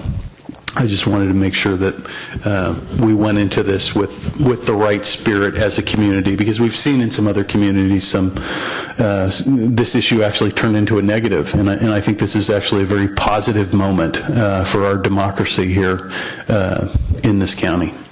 Okay, thank you, Mr. Malpe. Comments, questions, or not comments? Questions, not comments. Questions, Mr. Collins. Just a quick question. Sorry. Jeff, you said that there's a possibility that these numbers could be high or low. Is that correct? What would make them low? What would make them low? A whole number of factors that mostly would have to do with the actual costs that the county incurs holding elections. So we wouldn't, we don't make those expenditures. Those aren't our costs. They're not our employees, how many people we're hiring. So we really have no way to estimate that. We just know from the many past elections that have happened in San Carlos, on occasion when we get estimates from the county in terms of what the next election is likely going to cost us, and we put that number into the budget, it isn't always the top number. It can be on occasion low. Mr. Malpe, if I could, and correct me if I'm wrong, but some of the variables could be how many jurisdictions are having elections that day. Right. And secondly, if it's a mail-in ballot as opposed to a regular one, that could both those Yeah, could and lower I those. think that's the other side to the coin of the question that Councilmember Collins asked. That would be, what would make these numbers high? And if there's, if there are more agencies participating in a 17 and 19 election than what the county is using in their estimates right now, or if you do, like you say, a mail ballot or other things, you could actually drive these numbers down. But again, those aren't decisions that the council or the city really has the ability to influence. All right. And so the converse is true, as you just said, what would make the number go down? Okay. Thank you. Okay. Mr. Grocott and Mr. Olbert. So trying to put this in context a little bit, when we did the Black Mountain issue and we put that on the ballot, how much did that cost, soup to nuts, from starting with research and then actual cost of putting it on the ballot? Oh, you're talking about like creating an actual ballot initiative like we did, or just the cost of the election? We hired a consultant to look at the issue, to give council advice on whether or not to even put it on the ballot, and then we put it on the ballot, and so that must have cost us something as well. Yeah, I don't have that number fixed in my head anymore, but it was definitely in the hundreds of thousands of dollars. Yeah. I don't believe there were other costs, in terms of putting out informational material, so I would kind of estimate the cost of creating the ballot initiative and putting it on the ballot to maybe be $250,000. Okay. Thank you. Mr. Olbert? Thank you, Mr. Mayor. Jeff, I'm sorry if I missed the answer to this in your commentary, which I thought was very good, by the way. What does either a typical councilmanic election in San Carlos cost, or if you'd like, pick the 2015 or 13 or whichever one you remember. What did we get billed for that roughly? I would say the last several elections we've held, these are just the actual costs of the election, have been between $30,000 and $50,000. I seem to recall one a few years ago, maybe a number of years ago now, that was as high as $60,000. That was a while back, and I don't recall. Maybe it might have been a special election at the time where we went on a non-normal cycle. But substantially less than some of these numbers that we're seeing here. Oh, certainly. I mean, we already know that at least 18 agencies that have currently been on this off-cycle election in the county have made a decision to move off of it. So that's 18 partners that have already left the game that we won't be able to partner with, and there's still some who are undecided. So the number's not going to get any bigger than it is right now. It's only going to get potentially smaller. Just for Ron's benefit, because you had stepped out, I'd asked the question about what does a typical councilmanic election cost, and you said around $30,000 to $60,000. Yeah, 30 to 50. The other thing I remember from our earlier discussion, Jeff, that there's also some potential cause to believe that however the county elections office came up with these numbers, they might not necessarily have been as thoroughly analyzed as we might be used to seeing from staff. And I don't mean that as criticism of the county elections office. It is a fairly complicated process, and there's a number of hidden assumptions you could easily you could easily run afoul of, like, not recognizing that if a bunch of agencies are not holding an election, you probably scale back the effort that you're using to do it. So, correct. I mean, one of the best ways to think about an election, if anybody out there listening has been in any way significantly involved in special event planning, that's very much what an election is. You don't know how many people are going to turn up. You don't necessarily know how all your seasonal part-time workers that you're bringing in for this one special event are going to shake out. There's just a tremendous amount of variables involved with most special events, and certainly with an election as a special event. You don't want to get it wrong. We can't be turning people away. We have to make sure that the resources are there. That's the perspective of the county elections office, and that's one of the reasons why these estimates are not, this is definitely an art here and not a science.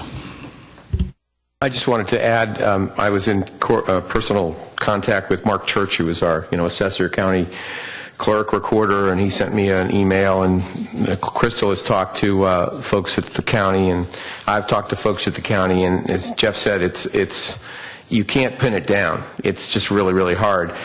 Just some facts that Mark Church sent me, though, that in November 15, there were 40 jurisdictions that participated.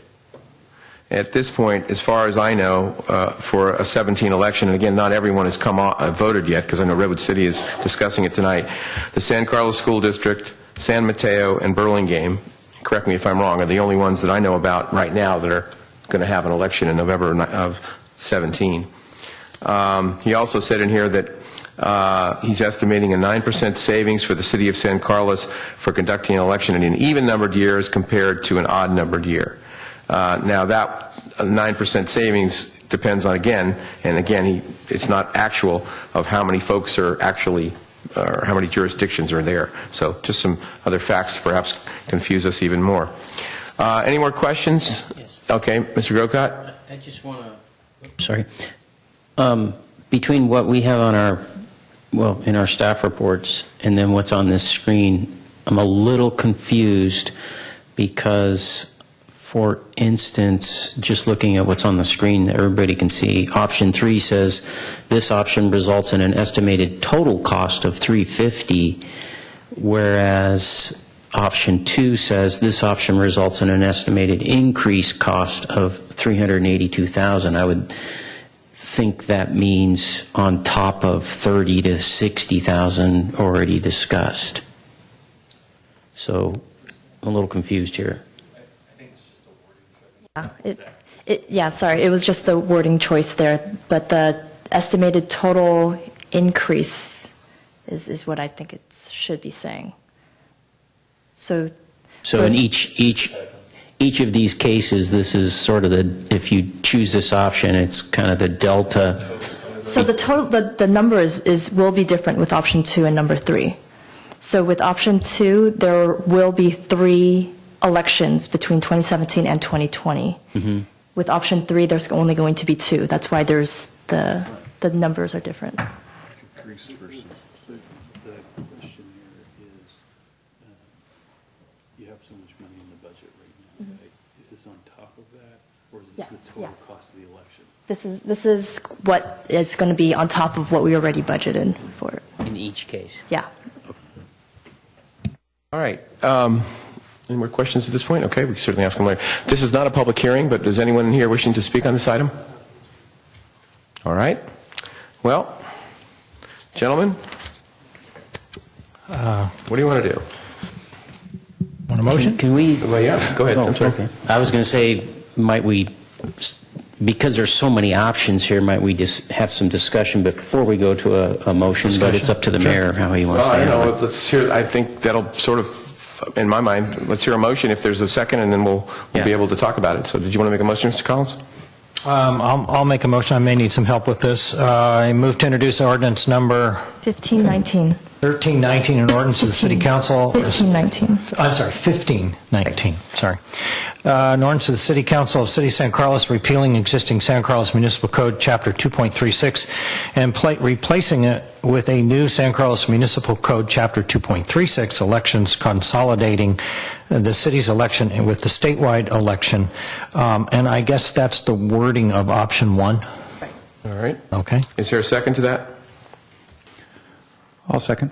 All right, moved and seconded. So now we can discuss and have other motions or whatever. So Mr. Collins is there. Did you want to say something else on top of it? Or- Well, we're yeah. discussing, I'm going to make my comments. Okay, So go ahead. Whatever order you want to Go go in. ahead. All right. You made the motion.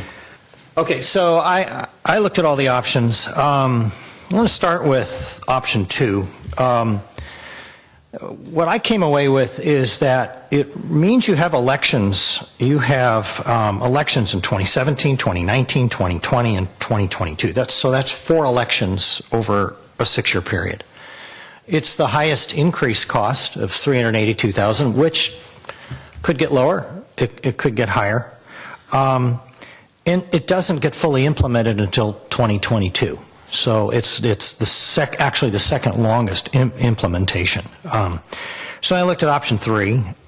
It spreads out 4 elections over a 7-year period. It's almost as expensive, $350,000. There's no implementation until 2024, which is the longest period.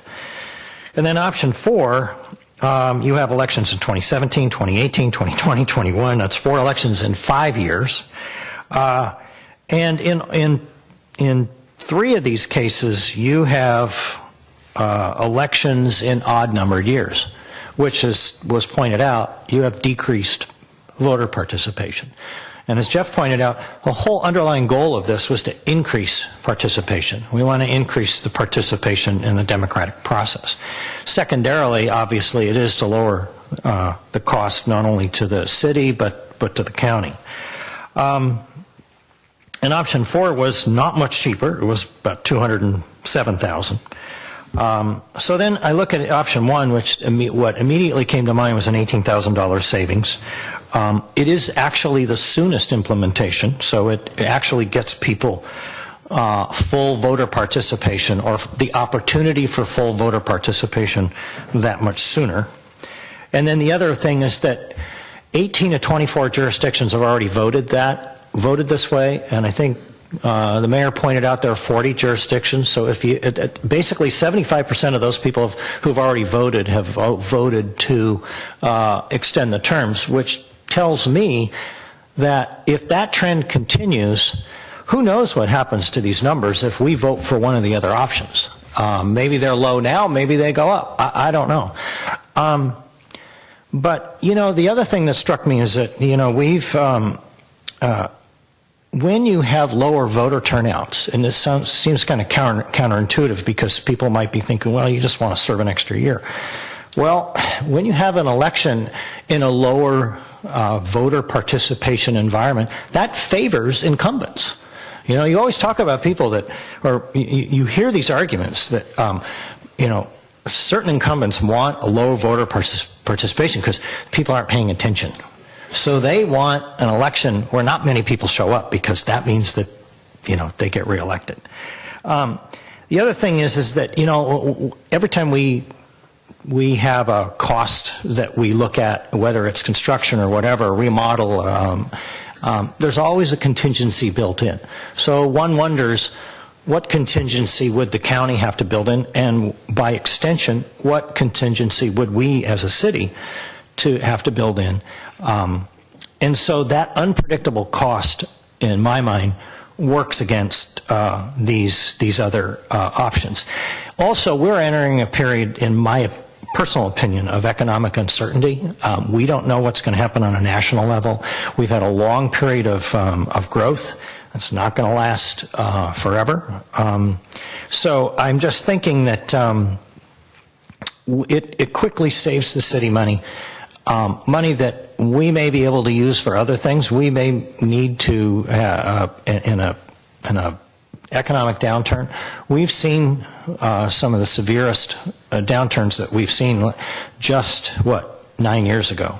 And this city had to make huge changes, had to lay off personnel, had to cut salaries, had to cut benefits. 350,000, 382, maybe 400,000 to me is a lot of money to have in a contingency fund should we have that downturn. So that's my my thinking on it. The others, there's also an additional savings that some people may not be aware of, and that is that 3 city council members sitting right here don't take benefits at all. That's a savings to the city. With a sooner election cycle, and I don't begrudge anybody who takes the benefits. I do. That's another unpredictable cost when you have new members on the council. They'd be entirely deserving of it, but I would not want them to have to be faced with, well, do they cut their own benefits, or they cut the benefits of employees because of an option that we arbitrarily chose without thinking it through. So that's my Thank you, Mr. comments. Collins. Mr. Grocott, then Mr. Olbert. Just to see if this will fly or not, because it has to do with my comments, I would like to make a motion that we introduce the ordinance, and I'm not going to read the whole thing, but the ordinance in such a way that we would choose option 3. Okay. That's a motion that you're introducing? Yes. Is there a second? Okay, well, at this point, it dies. So if I may continue with Please, any go ahead. comments? The reason I did that is because for me, option 3 is the only option we have before us that just gives this whole thing to the voters. Everything else, option 1, we're just taking it upon ourselves to extend our terms for a year, which we were not elected for. The other options, option 4 and option 2, I believe, well, I guess we could, option 2 kind of is similar to option 3 in that it does give it to the voters, but option 4, while it's the least expensive of the options that incurs extra cost, it is shortening council members' terms and the city treasurer. And again, that's not what was presented to the voters when these folks were elected to office. So to me, the most democratic, if we want to talk about democratic options, is option 3, because it just gives it to the public that, we hold elections in these 2017 and 2019, but they are for 5-year terms as opposed to what we normally have, which is 4-year terms. But it gives it to the public completely. And while that may cost $350,000, as came up with my questioning, we just went through a process where we incurred costs of $250,000, probably more when you add in the consultant fees to look at whether or not we should even put it on the ballot, the things that were done to give exposure to the property so the community knew what they were looking at and so forth.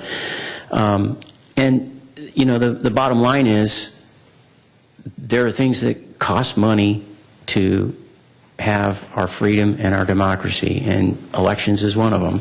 And so for me, I have no qualms about spending a little extra money for an election if that's what it takes. And quite frankly, I somewhat disagree with the city manager. The legislature should have thought of all of this before they threw it our direction and forced us into this situation where we either had to incur expense or add years to seats that the public had no idea about when they were voting for us.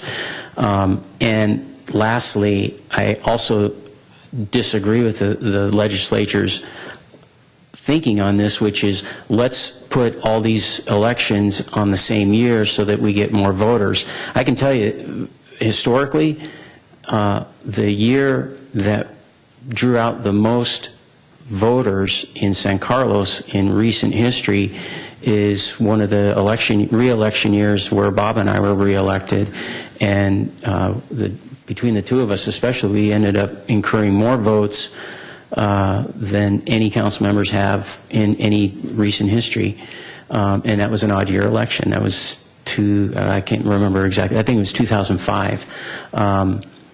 So it happens. But, and actually, if you look at the difference between the 3 seats that Bob, Cameron, and I hold in those elections compared to the seats that Mr. Olbert and Mr. Collins hold, historically, when there's those 2 council seats, it draws out fewer voters versus when we have 3 council seats. Never mind the fact that we also have a city treasurer position, so it's really 3 and 3. And at one time, it used to be involved the city clerk as well. But you know, to me, I mean, I'm not going to vote against anything, whatever the council, you know, decides. I don't feel that strongly about it, that I'm going to, you know, turn down an extra year. But just philosophically, option 3 to me is the most democratic and really is the right option regardless of incurred expense. I didn't finish my point about the legislature putting these on even years. You might have people, more voter participation, but it's not necessarily voters who are really educating themselves on who are the candidates, what are the issues, et cetera. The reason we get the people we do, and you can look at, you can go back years and years and years in San Carlos. You know this, if you're going to run for city council, there's a nut of about 2,500 people that you really need to speak to, because it's year in, year out, it's the same 25 to 3,000 people, up it a little bit, that come out and vote, know what's going on, know what the issues are, know who the candidates are, et cetera. And for me, you know, my look at it, I'd rather have those 3,000 people than 6,000 people, and half of them don't really know what's going on. They just see some names on that, oh, that guy's, I'll vote for him, he's an incumbent, I think I've heard of him. That's meaningless. It's not a popularity contest. Okay, thank you for your comments. Mr. Olbert. Thank you, Mr. Mayor. Thank you. Couple of things. I first want to touch on the issue of the cost impacts here. I alluded to it a little bit, where I frankly don't put a lot of faith in these numbers. I know they're the best that staff could come up with, but there's enough ambiguity in them and enough uncertainty about how they were put together that using them as a guide to do anything to me, or even factoring them in almost to your thinking, is, I think, foolhardy in this particular instance.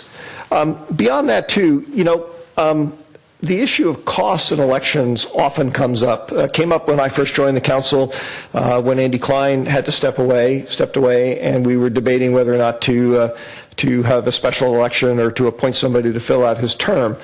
And I remember thinking at the time, you know, to give you an analogy, worrying about the cost of an election is almost like walking into your favorite burger joint and being told that hamburger you just ordered is going to be delivered to you without a bun, because it's been determined that buns don't actually provide most of or hardly any of the taste experience of getting a hamburger, and they cost money. So we're just going to leave it out. It just makes it a lot messier to eat the hamburger, and it's not as enjoyable of an experience. And to me, you know, elections and having to deal with having an extra election or two on occasion, that's what we manage our money to do. It's probably the most important thing, I think, that we do, is to give the people a voice in who gets to make decisions on their behalf. So for all of those reasons, to me, the cost issue here, I'm an ex-CFO, so I don't begrudge people worrying about cost, but in this particular instance, I'm always reminded of what used to surprise folks in the company I worked at, is that I was a penny pitching hard you-know-what about most things, but about certain things that were mission critical, I'd usually be challenging people, why aren't you spending more? Because what you need to do, you have to do. So, like I said, cost to me, not really an issue. I am very concerned, like I think I heard Matt say, and correct me if I'm wrong, Matt, that it's very disturbing for me, absent some kind of, you know, literally national emergency, for elected officials to be extending their own terms. I was actually surprised when Greg told me months ago that the state legislature has bestowed that right on us in statute. Not something I would have done, but again, absent some national emergency. But whether they've given us that right to do that or not, it's not something that I would do lightly. And it really disturbs me about the idea of extending our term in office for any reason, which is the main reason why I'm not comfortable with any of these options that extend the terms.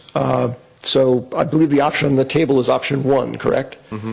Yeah, so, which does extend the terms, and that's why I'm going to be voting against that, because to me, that's just, I know my colleagues didn't mean it this way, but I just really worry about what that looks like in the message it sends. So, thank you. All right. Mr. Johnson, you have any comments? Yeah, so I've thought about this one a lot. I mean, I think the trade-off is pretty clear with option 1, which is the motion on the floor. If you support it, you get more voter turnout, more participation. That's a good thing. You get less cost relative to the other options. That's a good thing.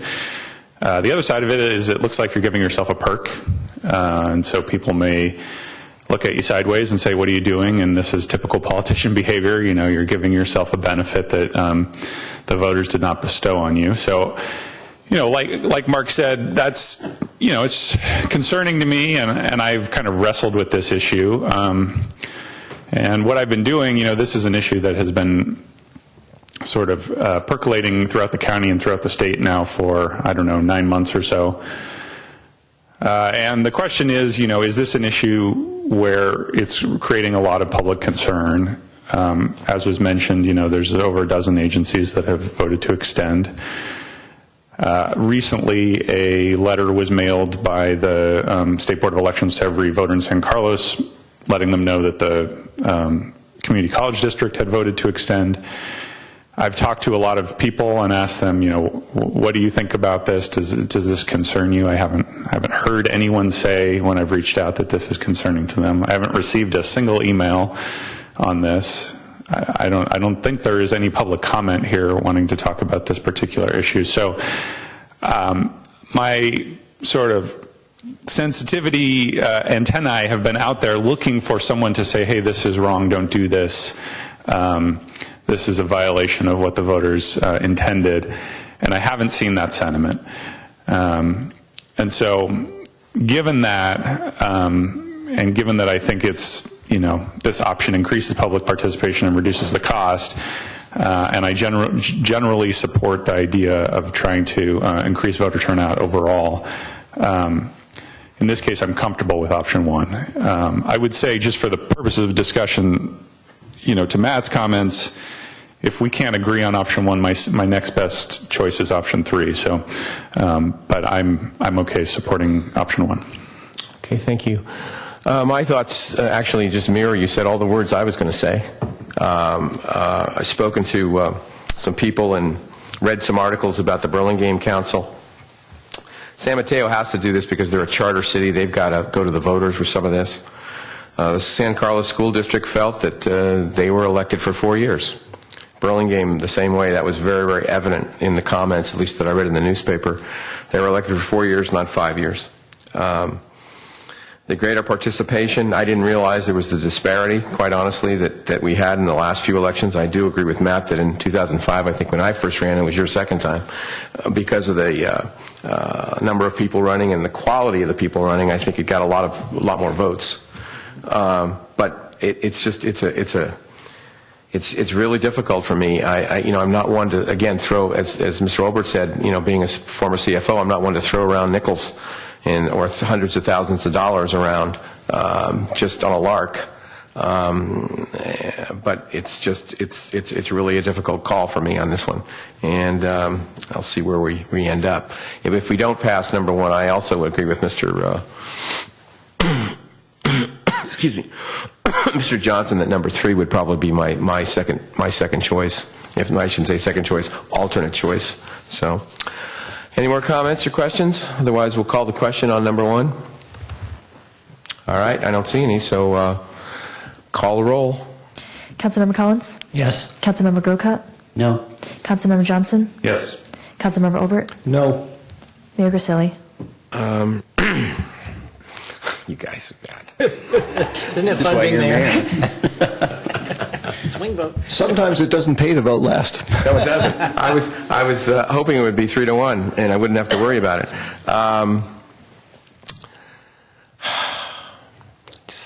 This is as hard as it was the last time, but Go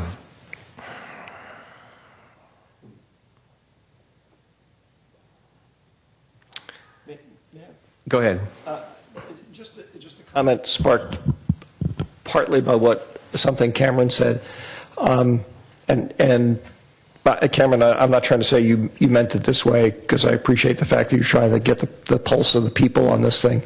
But there is a role, I think, sometimes for doing what's right, particularly when it can go either way, and people aren't necessarily speaking out about stuff. So, Mayor Grisilli, I don't know if that helps you or not, but if there's one option, one side or the other that you feel is the right one, then go for that. The difficulty is that I'm involved in the direct,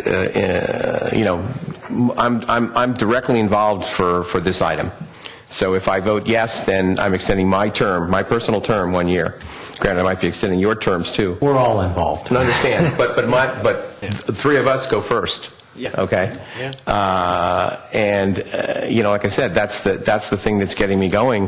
Whether that's the appropriate thing to do, Mr. Johnson's comments again. As he said, he put his antenna out, and there's not a hue and cry that's running. People aren't coming in with pitchforks and fire, going, "Hey, you can't do this."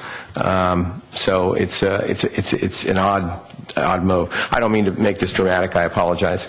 So I will vote yes on this item. So 3-2. All right. Okay, that was 9A. So we'll move on to 10A, consideration of appointments of the City Council subcommittees and ad hoc committees for 2017. Does that anyone have a report on that, or are we just going to talk about that ourselves, I guess? Yeah, I can just kind of set this item up real quick. Every year at this time, after the selection of a new mayor, the council takes a look at their current subcommittee and outside committee appointments. We send that list out in advance, ask for any comments from council members in terms of any changes or anything they'd like to see in their committee assignments. Really didn't have much this year. Had a few committee assignments that we sent out earlier in an email to the council that are kind of up for grabs if anybody's interested in those. And with that, we're happy to help facilitate your discussion, but you guys usually hammer this out in short order. Mr. Mayor, if I may. Sure, Mr. Johnson. Yeah, so I think the list that Jeff sent around are all things with your name on them? With my name on them. So you and your wife have a talk. Do you want to do some horse trading?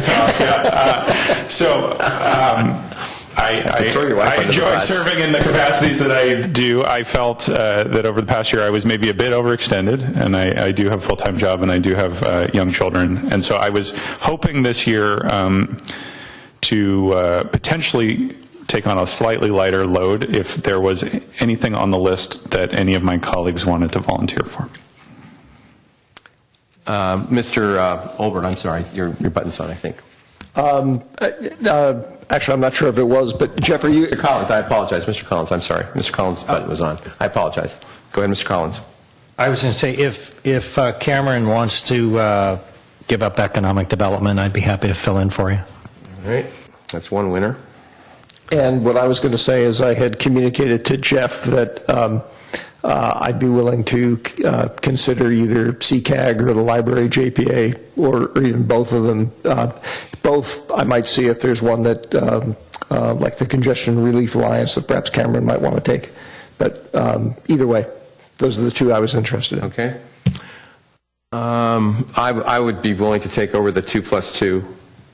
I think, when does that meet? On Thursdays? Or no, does it even, it's TBA, right?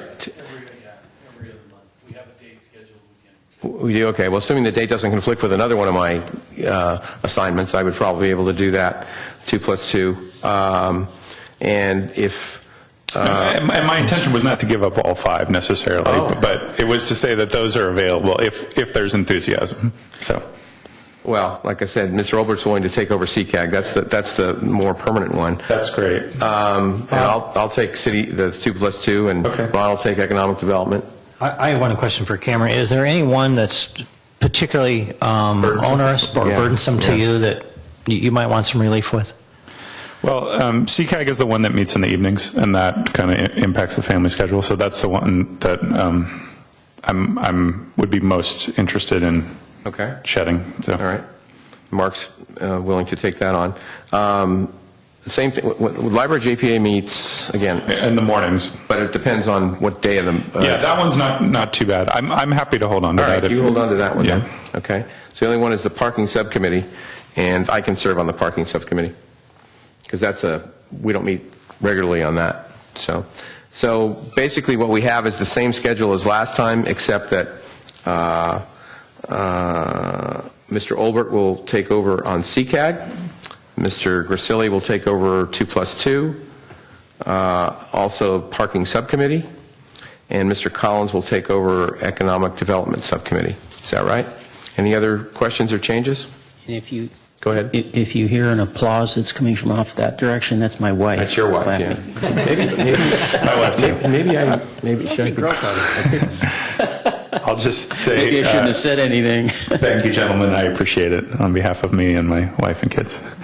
All gifts gratefully accepted. But okay, all right. Do we need a motion on that? Okay. So would you call the roll, please, for the items that I mentioned? Any questions on this? Otherwise, everybody understood where we all are. Mm-hmm. Okay. Go ahead, Crystal. Councilmember Collins? Yes. Councilmember Grocott? Thankfully, yes. Councilmember Johnson? Yes. Councilmember Obert? Yes. And Mayor Grisilli? Yes. All right. Thank you, gentlemen. All right. Item 10B, consideration of adopting a resolution appropriating $300,000 from Capital Fund 25 for the removal of eucalyptus trees along the San Carlos Avenue and review conceptual plan. Oh, I apologize. I didn't ask if anybody had any comments on that, but considering it was sort of an internal thing, I didn't think anybody from the public really cared who showed up as long as somebody shows up. So, okay. Al? Good All evening. yours. Thank you. Good evening once again, Honorable Mayor, members of the City Council. As you're aware, a large eucalyptus tree adjacent to the Arundel Elementary School parking lot recently fell down, completely blocking the traffic on San Carlos Avenue during commute hours. And so tonight, staff is before you with a process for the potential removal of all the trees along San Carlos Avenue, and I'll explain that. But first, just a little bit of background. The historical resource inventory of the city of San Carlos says that the eucalyptus trees along San Carlos Avenue were planted in 1892 by Timothy Phelps. And the municipal code defines them as founders trees, and each of these founders trees requires a special permit. Several trees over the years have either failed or have been removed, and a historic evaluation that staff had completed back in 2015 determined that the stand of trees doesn't qualify as a historic resource anymore. And just to give you a reminder of how the trees look, is on the left-hand side of your screen there, you see a northbound looking photograph. That's some of those very large eucalyptus trees with multiple branches. In the center, again, a northbound view, and in the on the right-hand side, a southbound view of the eucalyptus trees. Eucalyptus tree failure is fairly common. They have weaker systems than other trees, and this is the tree that fell just a week or so ago in the 2000 block of San Carlos Avenue. As you can see, it covered the whole roadway system there and blocked traffic in both directions, very close to the crosswalk, and very fortunately no one was injured by that. But as you can see, it's a very serious public safety threat. Eucalyptus tree failure isn't new in the city of San Carlos. We had another one back in 2012 next to Burton Park, and this one nearly destroyed the car there. It tipped over as the car was parked next to Burton Park. And it's fairly common in other communities as well. Just yesterday, a massive eucalyptus tree fell and crushed a number of unoccupied vehicles in the city of Lafayette. So what we're here to talk about this evening is a proposal or a process to remove those trees because of the public safety threat that we have, particularly with the storms that we've been having. And so there's a number of ideas here, and really it's a two-pronged approach. The first approach would be to prepare a new arborist report with a complete tree hazard inspection of all the eucalyptus trees along San Carlos Avenue. If that says that some of those are dead, diseased, or dangerous, then the zoning code allows the community development director to issue a permit to have those removed, and it does not require a CEQA review. So the second part of it would, and of course that would include, any of this would include extensive public outreach. So the second component to it would be for the remaining trees that are considered healthy by an arborist, we would need to go through a process to remove the founder tree component from the zoning code, and then do proper CEQA analysis, bring it to the Planning Commission, would be what we call a zone text amendment, and finally city council action. That would be the final action. You're the final decision-making authority. And then once that's done, proceed with the tree removals. One thing that we haven't talked about in the staff report, but just something for you to consider as if we move forward with this, is replacement trees. And there's a number of suitable replacement trees that the city has. And if you were to move forward on something like this, you may want to restore that streetscape, that canopy along San Carlos Avenue, and you can do that by replacing the trees. And the director does have the authority, if I approve removal of a tree, to require replacement on a one-to-one basis. There's about 45 trees there, and out of those, about 23 of them are in the public right-of-way, but our code recognizes all of the trees as the responsibility of the private property owners. That's the way our code is written, and perhaps you recall that from previous discussions. Since 2005, about 14 of the trees along there have been removed or have failed, and we're aware that 2 have failed in the past.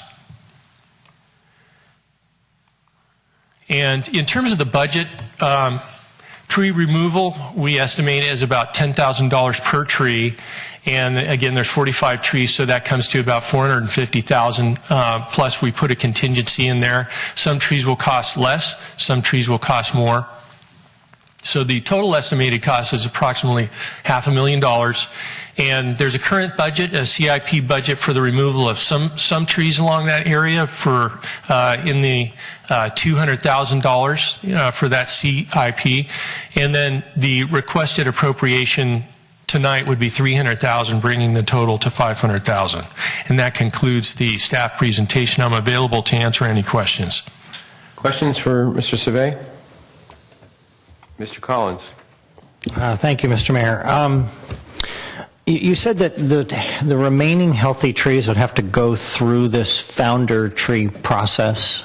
Can you just kind of walk me through that one more time? Certainly. So the reason for that is each of the trees, if we didn't do that, they're considered a protected tree. So in our code, heritage trees like oak trees and certain other kinds of trees are considered protected and trees which require a special permit for removal. So if you weren't to do the removal of the founder tree wording, you'd have to do a CEQA analysis on every tree if it's a healthy tree. So if it's a healthy tree and the council still wanted it to be removed, because even those healthy trees are somewhat unstable, they can fall as we've seen, then you'd have to do CEQA analysis for every single one, and it would be a much more difficult and costly and time-consuming process. So the process that we're proposing is a singular CEQA document that would cover the removal of all the trees. Healthy or not? Healthy or not. Okay. And then on the replacement of the trees, we could plant more trees if we wanted to, because I drove up there just yesterday, and there are, why you don't realize it because these trees are so big and so massive and they overhang everything. But there are long stretches where there aren't, there are no trees there, and it would be nice to have a consistent row of trees. And my thinking is, and I'm sure we can get into the weeds on this, but some sort of deciduous tree that doesn't drop leaves 365 days a year. I would hope that would be part of the replacement consideration. Yes, and what we could do is, if you're interested in that, is bring back some suggestions to restore that canopy along there. Right. Okay. Trying to think if I had any other. I don't have any. What about? I suppose this is probably a separate item of having a future ordinance that would basically ban the planting of any eucalyptus tree, no matter what its genus or species. I don't know what the proper term is. But that's obviously something that we would deal with later, because, there's no sense in just putting ourselves back into this situation at some point in the future. Yes, we could do that too, and that's probably a good idea. Okay. Yep. Okay, thanks. Mr. Grocott? Okay. Mr. Olbert? Thank you, Mr. Mayor. Thank you, Al. I want to make sure I understand something here. So of the 45 trees, you said roughly half of them are on private property? Yes. And I'm trying to understand how, prior to us acting on this budget request tonight, if we decided that there was a public safety issue and the trees had to be removed, you said the responsibility for keeping the trees up rests with the private property owner, correct? So I think I heard you say that. Well, it's their responsibility in terms, yes. So would that mean that they would be required to undergo the process and cost of removing the tree? They could be. What this item's proposing is that the city's stepping in because of the large-scale cost associated with these trees. But, for example, if we had a tree, and correct me if I'm wrong here, that was in the public right-of-way that was failing, the city would have the option, because it's in the public right-of-way, of just taking it down themselves. Or we could actually pursue the property owner and require them to pay the cost. Okay. I guess what I was leading up to is, my question is, and I understand the impact, literally the impact of a falling tree is more significant, although fortunately it happens far less frequently than what I'm going to describe. But given that we're talking about allocating money here to basically take away or shield the private property owner from what would otherwise be their responsibility, what do I tell people who have been badgering me for all this time about sidewalk repair costs, which is basically the exact same thing? Albeit on a small scale. I understand completely, and you're starting to touch on one of the potential options that's in front of you, which is the staff starting at what we hope is the full cost of removal, and saying, is the council interested in offering to pay for all that for the community? You could certainly come up with an option where it's only a percentage of that you're offering to pay, which starts to mitigate what it is you're talking about. When we look at this, it's very simple why we're even talking about this issue at all, because it's public health and safety. It costs the city many thousands and thousands of dollars when we have a eucalyptus tree come down across San Carlos Avenue for all the additional emergency response, for hours and hours to reroute traffic all over town. There's only so many ways in and out. There's a huge disruption community-wide because of the importance of San Carlos Avenue, that is a community-wide cost. And then, of course, there's also the very real and tragic potential consequences. The picture that Al showed earlier about the tree that fell in San Carlos didn't fall on a parked car, Al, near Burton Park. It fell on a car that was driving with a family in it. They were nearly killed. The one that came down on San Carlos Avenue did hit a car also that was moving, and it was just a glancing blow. And we've seen examples of these trees coming down in the East Bay where there actually have been fatalities recently. They're dangerous. and they're very expensive because of their, they're so unique. They're not even like a normal tree with the way their branches are trees in and of themselves. And so that would be my consideration, when I was explaining why the city would be willing to step in. It's very simple. It's safer for the community. A typical street side tree doesn't have any of those implications. I appreciate you sharing your perspective, and I certainly understand where you're coming from. There's lurking in there, of course, is very significantly a scale argument, and that's the fact. And fortunately, as I said, trees fall down far less frequently. Okay. There are similar, albeit at smaller scale, impacts every time somebody gets injured falling on a sidewalk, and the paramedics have to mobilize to go out there and deal with them. So I don't want to belabor the point any more here than we've already talking about, because we've got a specific issue to deal with. But I just would ask staff to be cognizant of the fact that I can already hear the sort of cries of cognitive dissonance of, wait a minute, this doesn't seem to make an awful lot of sense. One other thing real quick that I meant to mention, Al touched on it earlier, but that's also that these trees in the municipal code and the general plan have carried a unique designation for decades, which has made it harder for these trees to be removed by property owners and do maintenance on them and whatnot. That isn't the same designation as you'd see in other trees around the community, and that's that founder. This would be it's not all of them, but it's for those ones that are designated as founders trees, which makes them uniquely difficult to own and maintain for a private person. I can certainly understand that. That to me is almost a separate issue of removing the founder tree issue. Okay. Thank you. Mr. Grocott and Mr. Collins. Thank you, Al. The situation where the tree fell most recently on San Carlos Avenue, that was on private property or city? In the city, right? It was on the school property, I believe. Is that it's in private property? Okay. Right. Okay. And so in that case, the liability for removal and other things that happened that day, where did that fall? Property owner. So the property owner is paying for the removal, and do they end up paying any for reimbursing the city on, need of fire or police or anything like that? So they'll be going to their insurance company for this. And so is there any... Did staff research anything about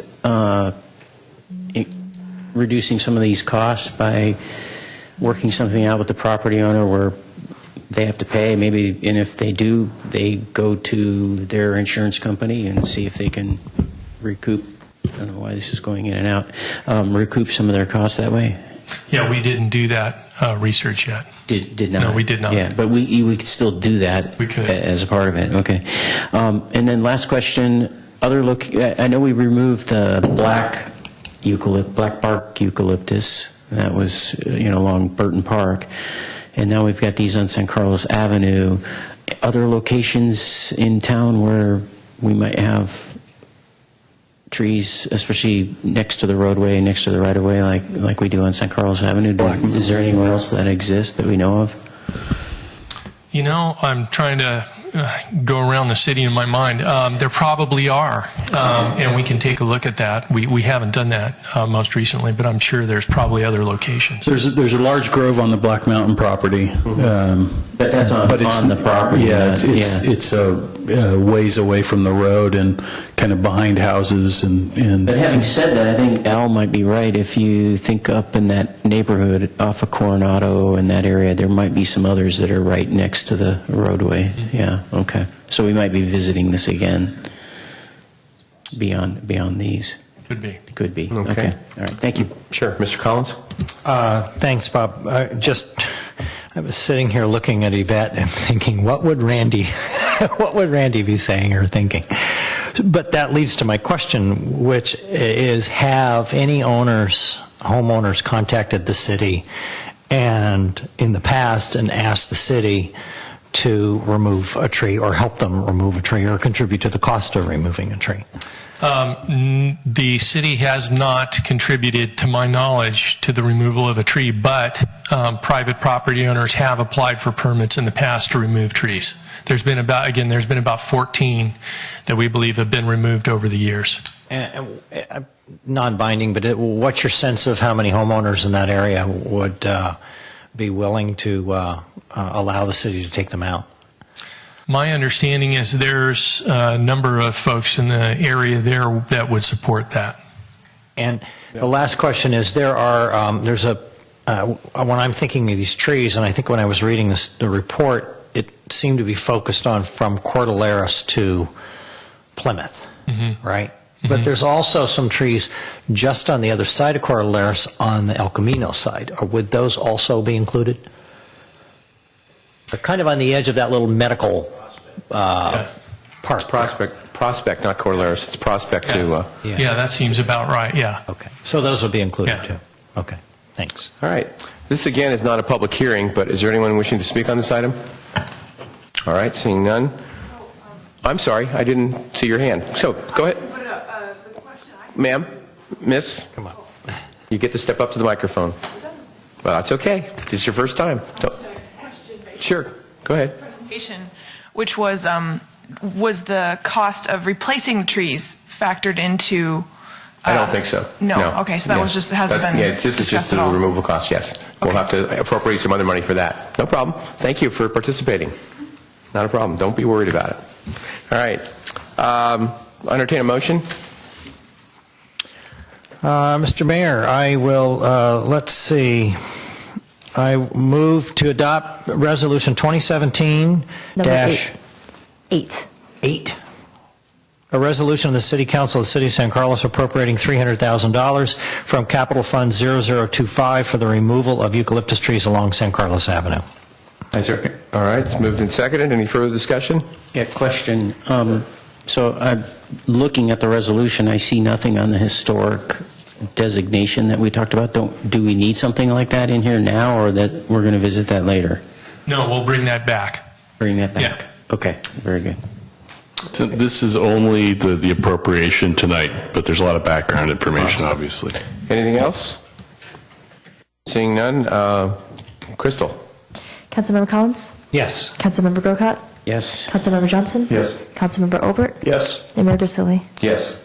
All right, thank you. Moving on, item 11, reports to council. Reports to council are updates on key city projects by city department heads and staff and city council subcommittees. They are informational in nature, and no action will be taken on these items at this meeting. So we have 11A, report to the council regarding solid waste rates to multifamily dwellings and costs of ecology services for city facilities.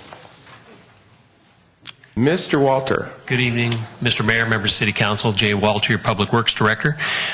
Tonight, to help out with this item, again, information for you, no action tonight required, but certainly we'll want your direction for any future considerations that we need to make. But tonight in the audience, we have Gino Gasparini and Mike Kelly from Recology, San Mateo County, our collections contractor, and I saw Joe La Mariana from our SBWMA Executive Director. He is here as well. And so just in case there's questions that I can't answer or that they can provide input for their research, there's Joe as he just stepped back in. So I'll move on.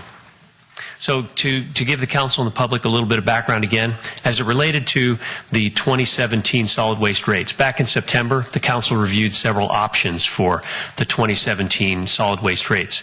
Largely at that time, we were focusing our attention on what we considered to be a disparity between the cost of services and the rates charged for our commercial and residential customers. So in November, the council decided to set rates for 2017 that begun to help reduce that gap, especially between our cost of commercial and cost of residential services. The questions that came up in that discussion, one was council asked about the cost of services that were provided to city facilities, which are currently funded through the rates charged to all city customers. So tonight we brought back some information for you on what those costs actually are and the background for why they're currently paid the way they are. And then also council asked about the cost of carts for multifamily dwellings of 5 or more units against the cost of the same size cart for single-family residential customers. So we've brought you back some information as well to stimulate the discussion, and then we hope provide some future direction for the 2018 solid waste rates. Hard to believe we would already be even thinking of that. Okay, so just some background again for purposes of discussion. Per the current franchise agreement, which is how we are set up to have solid waste collection provided for the city of San Carlos, the definition of commercial, it says that collection also includes service provided to multifamily dwelling customers and agency facilities. So by nature, in the franchise agreement, the definition of commercial includes the multifamily dwellings. And by the definition of multifamily dwelling is an individual residential premises in a building that contains 5 or more individual units. So the idea that our multifamily is covered under the commercial rates is by definition, and that's part of our franchise agreement. And then in single-family residential, that's anything that is either single, double, single, duplex, triplex, fourplex, or condominium townhome that has no more than 4 units. So again, the categories for residential include those properties which are up to 4 units, and then the commercial category includes those multifamily dwellings that are 5 or more. And so those are just basically definitions we have in the current franchise agreement. So a little bit of background on the CART rates. So over the past 7 years or so, there's been a real significant effort to create an incentive for residential customers to divert more of their waste to recycling. And we've done that essentially by lowering the cost of the price for the smallest residential garbage carts. So basically we have put that price below what the cost is to actually service that cart. But along the way, we gained a very impressive, almost I think it was almost 70% recycling rate from a residential perspective. So we did a very good job of incentivizing folks to get a smaller garbage cart and put more into the recycling containers. And so at the same time, especially the last couple of years, we've been trying to look at lowering, and we've been successful. The council has approved lowering the cost of the largest residential carts, the garbage carts, in order to bring their rate in line with the cost to service it. So in other words, those cart sizes were getting charged more, and it was a holdover from previous solid waste rate discussions, and so we began to get out of balance in a couple different ways. And so we have a difference.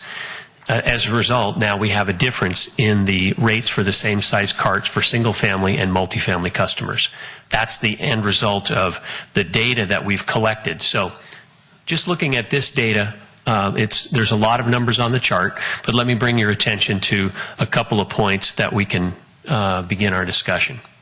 So if we use the rate year 2013, the top table is for commercial rates, the bottom table is for residential rates. And if we look all the way to the right side at the 96-gallon cart, you can see that back in 2013, the cost for a commercial cart, a 96-gallon cart, was actually less on the commercial side than it was on the residential side.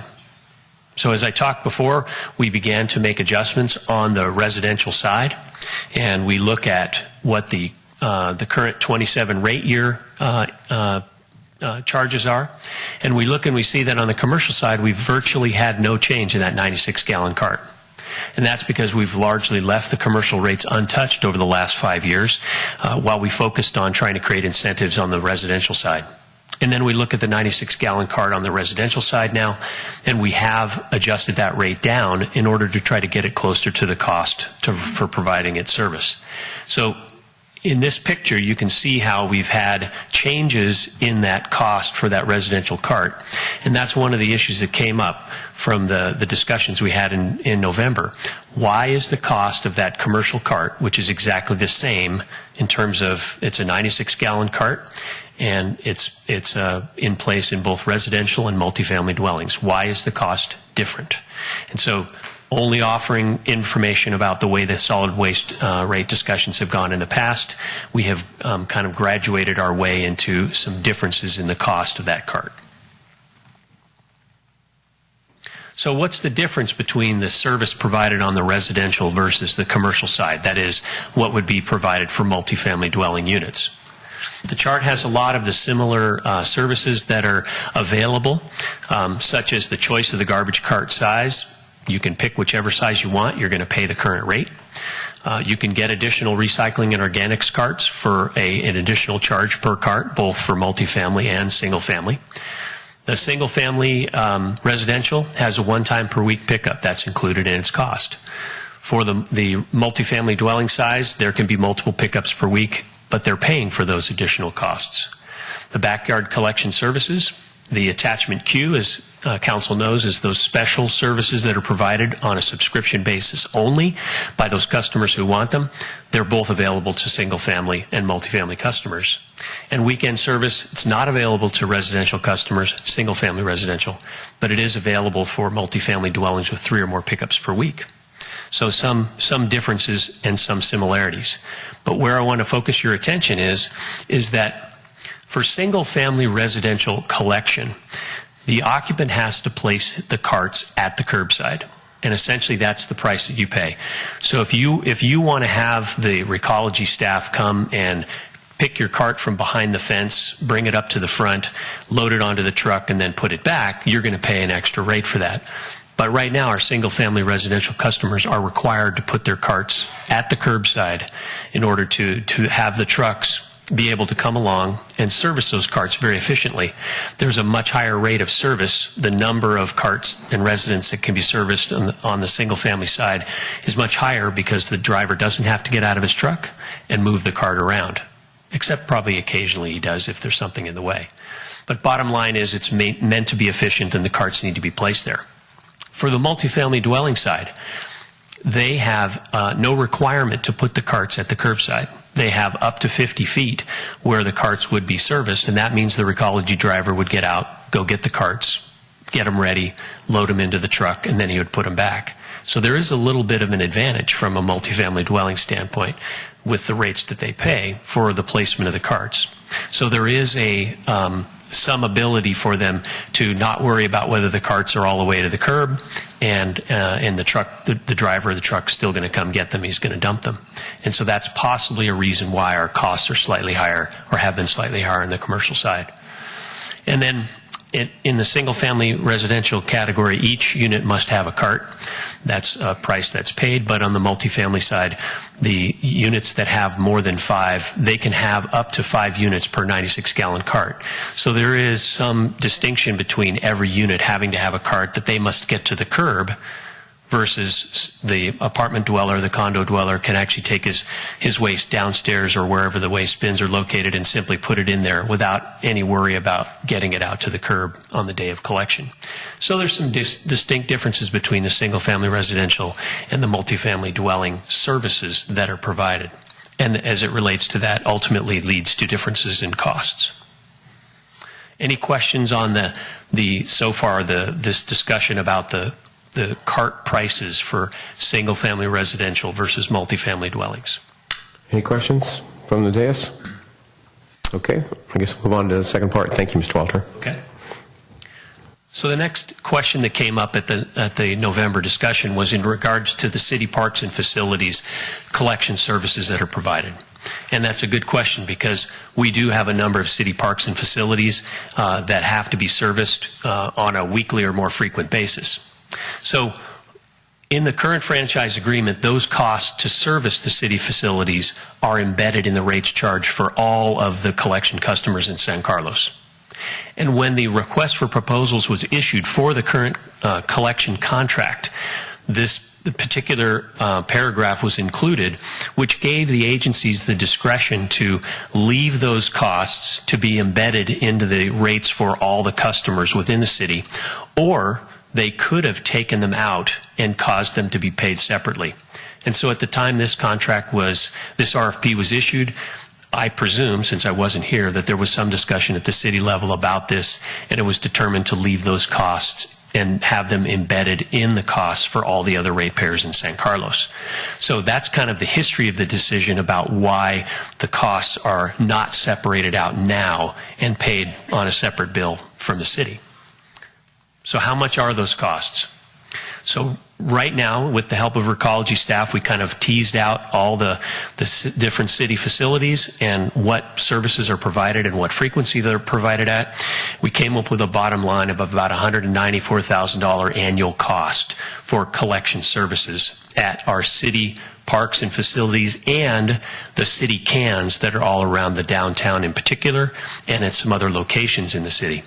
And so this is about 4% of the annual Recology collection costs. So that's the number that was asked for. So it is a significant cost, and it is something which currently is embedded in all the other customer rates that are paid. We also had a question about the street sweeping cost. So we've determined that about $8,500 in annual cost for sweeping is incurred for the city park facilities and the parking lots in the downtown area. So basically what we did was I measured out curb lengths and square footage of those facilities in order to try to figure out what percentage of the cost that was, that we would say, well, maybe that's the city's percentage of that cost. And the curb miles that we measured out were about 2% of the total miles that are swept in the city. So not a huge percentage, but still some of it. And it amounts to this $8,500, amounts to about 9% of the current $98,000 sweeping contract that we have. That is included in the rates that are also charged out to all the city ratepayers. So that's kind of the costs now for those city facilities and for sweeping and collection services that we have currently embedded in the rates for the rest of the ratepayers and per the franchise agreement. Thank you. Mr. Grocott, questions? Thank you. So the 194,000 that you said you teased out, that was teased out at the commercial rate or the residential rate? It's the commercial rate. The commercial rate. And so if I add those two numbers together, then what I'm seeing is 202.5. Roughly speaking. Roughly speaking. And since it is embedded with the current agreement, when's the first opportunity to unbed it from the agreement? More than the most logical place to do that would be with the renegotiation that we would do to extend the franchise agreement. So that would be effective at the end of the current agreement, which is December 31st, 2020. So that would be the most likely time to sort of unembed that cost. And it cannot be done before that? We would have to change the franchise agreement. So I won't say we can't do that, but I would just say that would be an effort of itself. Okay. Other question? No, good for now? Okay. Yes, Mr. Mayor. Oh, I'm sorry. No, I meant I was looking at him to see if he had to answer the question. Mr. Collins and Mr. Olbert. Yeah. Actually, Mark had his light on before. Oh, I'm sorry. Mr. Olbert, then Mr. Collins. You may go first, however. It's okay. Come on, guys. I had just a very quick question. So we add those two numbers, we get 202,000, and that is borne by the residents of the city collectively. That's correct. And how many, whenever I think of housing units in town, I generally use 12,000. Is that a reasonably accurate number? That's reasonably accurate. We use that also for our sewer accounts and that kind of thing. So roughly speaking, that's a good number. It's borne by commercial accounts as well, correct? Yes, it is by commercial accounts as well. Okay, then the number I came up with, about $20 a year, $1.40 a month, but that's not including the commercial accounts. So No, the 12,000 or so accounts are both, we use that number for both sewer and solid waste. So it's commercial as well as residential accounts. So it is an accurate number. Right. So really what it comes down to is it costs the average ratepayer about $1.40 a month. I mean, is my math in the ballpark? I don't have a calculator right with Well, me, but I took 202,000 divided by 12,000, which is about $20. I did a similar and divided by calculation. 12 months, and that's about $1.40 a month. Okay, I'll trust your math on that. Okay, Mr. Olbert. Thank you, Mr. Mayor. Jay, can you roll back to your chart with all the numbers, residential versus commercial cart rates? And I apologize for not asking this question when you paused to ask if we had any questions, because I hadn't looked ahead to, I thought my question was going to get answered. So this schedule shows the rates that we charge, right? That's right. So therefore, it does not show the costs per se. You later on in the verbal explanation talked about some of the factors that would differentiate the cost of. Do we have any quantification of that? In other words, do we have any sense of what the gap is between cost and rate for the commercial versus residential rates? We don't, we have the cost on the residential side, but we don't have the same cost data on the commercial side. That's something which, in cooperation with Joe and SBWMA this year, we're going to be looking at trying to get that data. So right now, we don't have that same level of data on the commercial side. Okay. The reason I'm asking is, and may only be for me, but for me at least, it's potentially significant in talking about the issue of equity between commercial rates and hence multifamily rates and the residential rates, because being a little facetious here, if I took your verbal description and, absent the numbers, if I said yes and those extra services cost $1 million, we'd all go, well, that's ridiculous. They're nowhere near worth that. Okay. That's where the gap between the cost and the rate that we're charging actually comes into play in my mind, and the difference between the gaps. So as you develop that information, I would be very interested in being kept updated on it, because to me that's a fundamental driver of what I'd like to see potentially us do. And right now I'm not sure how to move. Okay, and the plan is that we'll have that information available as we start our 2018 solid waste rate discussions. But I think the point I was trying to make with this particular slide and the focus on that is from the multifamily side, at least in my opinion, there's a benefit that's being paid for by that rate, and that is the ability to not have to have the cart at the curbside. And to some degree, there's a sacrifice in efficiency from an ecology standpoint when it comes to collecting residential versus commercial in that way. Residential, I should say residential versus multifamily in that way. So I think at least in part, our reason for having a higher commercial cost on that cart would probably would need to include the extra work required to help service it. Oh, no question. I'm not disputing that at all. But for example, hypothetically, if we were to tell a multifamily account saying, oh, by the way, if you promise to put the carts at the curbside and give up your ability, except at an extra charge, to have us walk 50 feet away, up to 50 feet away from the curb, you could have a lower rate. Then, you could have the single family rate. People might be willing to do that. I have no idea. That's where the issue of the value comes into play, as opposed to just whether there are additional benefits that the multifamily account gets, which I agree with you, they do. That's what you've specified here. It's just that, and I appreciate the education, it's just that I'm sort of now left still in a quandary as to whether we should take any action or not. Not that we can take action tonight, but I mean, even giving direction about what we should do, because I don't have enough information to tell. Okay. Mr. Grocott, one more question? Yes, thank you. This is based on what you have here, so if you'd leave that up. Yeah. Relative to the questions Mr. Robert was asking, it seems like if an apartment owner, and we have one in the audience tonight, if an apartment owner wanted to go to their tenants and say, you know what, we've got 10 units here, so we could elect to do 2 96-gallon carts, which would save everybody money, I would think, versus having 10, even at the smallest cart size.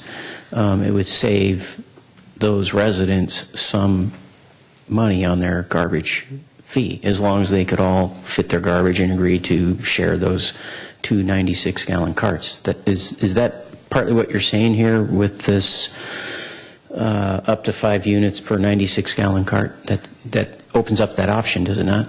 Right, but I think having this particular item on the slide was more about the efficiency of let's call it that 10-unit complex being able to have the 5 units served with 1 96-gallon cart. So in other words, with the single-family residential side, up to 4 units, they all must have their own garbage cart. So that means at a 4-unit complex, you're going to have 4 garbage carts out there. But on the multifamily side, the efficiency gained by having them be able to combine into large carts for up to 5 units each, that's the efficiency that's gained there. So that's already planned into the service so that it doesn't have 10 individual carts that have to be serviced, or 15. So why, for instance, I'm trying to think what the number is. I used to live there on Walnut Street, just north of Holly. There's at least one complex I know of that does exactly that. In fact, 2 complexes that they put out a slew of blue carts, black carts, green carts, and they put them on they actually don't even put them curbside because they need the parking, I guess, in the neighborhood too much. They end up putting them, they have a gravel area that you could think of as a landscape area that fits between the curb and the sidewalk, and that's where they line them all up. Well, like I said, they would have the ability for up to 5 units to share one cart. So I don't know how many units are in that particular building, but with blue carts and black carts and a green cart, then it's likely that it's going to get kind of congested anyway with a very large complex. Well, they're doing it because the property owner chooses not to include garbage in the rent. So everybody pays their own garbage bill, and so everybody puts out their own cart. Okay, and in that particular case, I don't know the specifics of it. But you're right, there's a definite problem in that way, logistically, just with trying to have all those carts be able to be serviced. Very inefficient. I've watched it happen, and it's a mess. Now, up to 5 units, again, let's say that somebody owns an 8-unit apartment building. Can they go talk to their tenants and say, you know what, instead of including, instead of having each one of you have a separate account, I'm going to propose as the property owner that I include garbage in your rent, and I'm going to pay for 2 carts, 2 96 carts that all of you will use. That property owner has that option, because you're saying up to 5 units per can, but if a guy's got 8 units, he hasn't reached 10 yet, and he's not at 15, so it's not really multiples of 5. It would be, am I right? It would be, say, partial increments of 5. I mean, again, it would depend on. I would envision that building owner would work with Recology to kind of help. They would help estimate how much trash and recycling is generated in order to determine the proper number of carts. Okay. All right. Good. Okay. We have one speaker card. Mr. Behrens. Thank you for waiting through the entire meeting. I had one additional question. Oh, I'm sorry. I already flipped off. Go ahead, Mr. Behrens, you go ahead. Mr. Behrens, please speak. Mr. Behrens. Okay. We'll get to you, Mr. Olbert. My name is Bill Behrens. I live at 7993 Elm Street, and I'm here representing the Elm Street Condominium Homeowners Association. I get a little frustrated when I prepare my remarks during the day, and then I come and Jay covers almost all my points. But let me probably duplicate some of the things he said, but let me do that, please. You might remember my issue. Next door to us, we have a 4-unit apartment. The Recology truck stops and empties 2 96-gallon carts, and the charge is $69 a month for each cart. They swing around the corner of Elm and Olive to our building, and they empty usually 3 carts, 3 96-gallon carts, occasionally 4, and the charge is $86 a month. Same size carts, I'd venture to guess the same kind of contents, and we're paying $17 a month more. The question is why, and Jay has answered it for you already.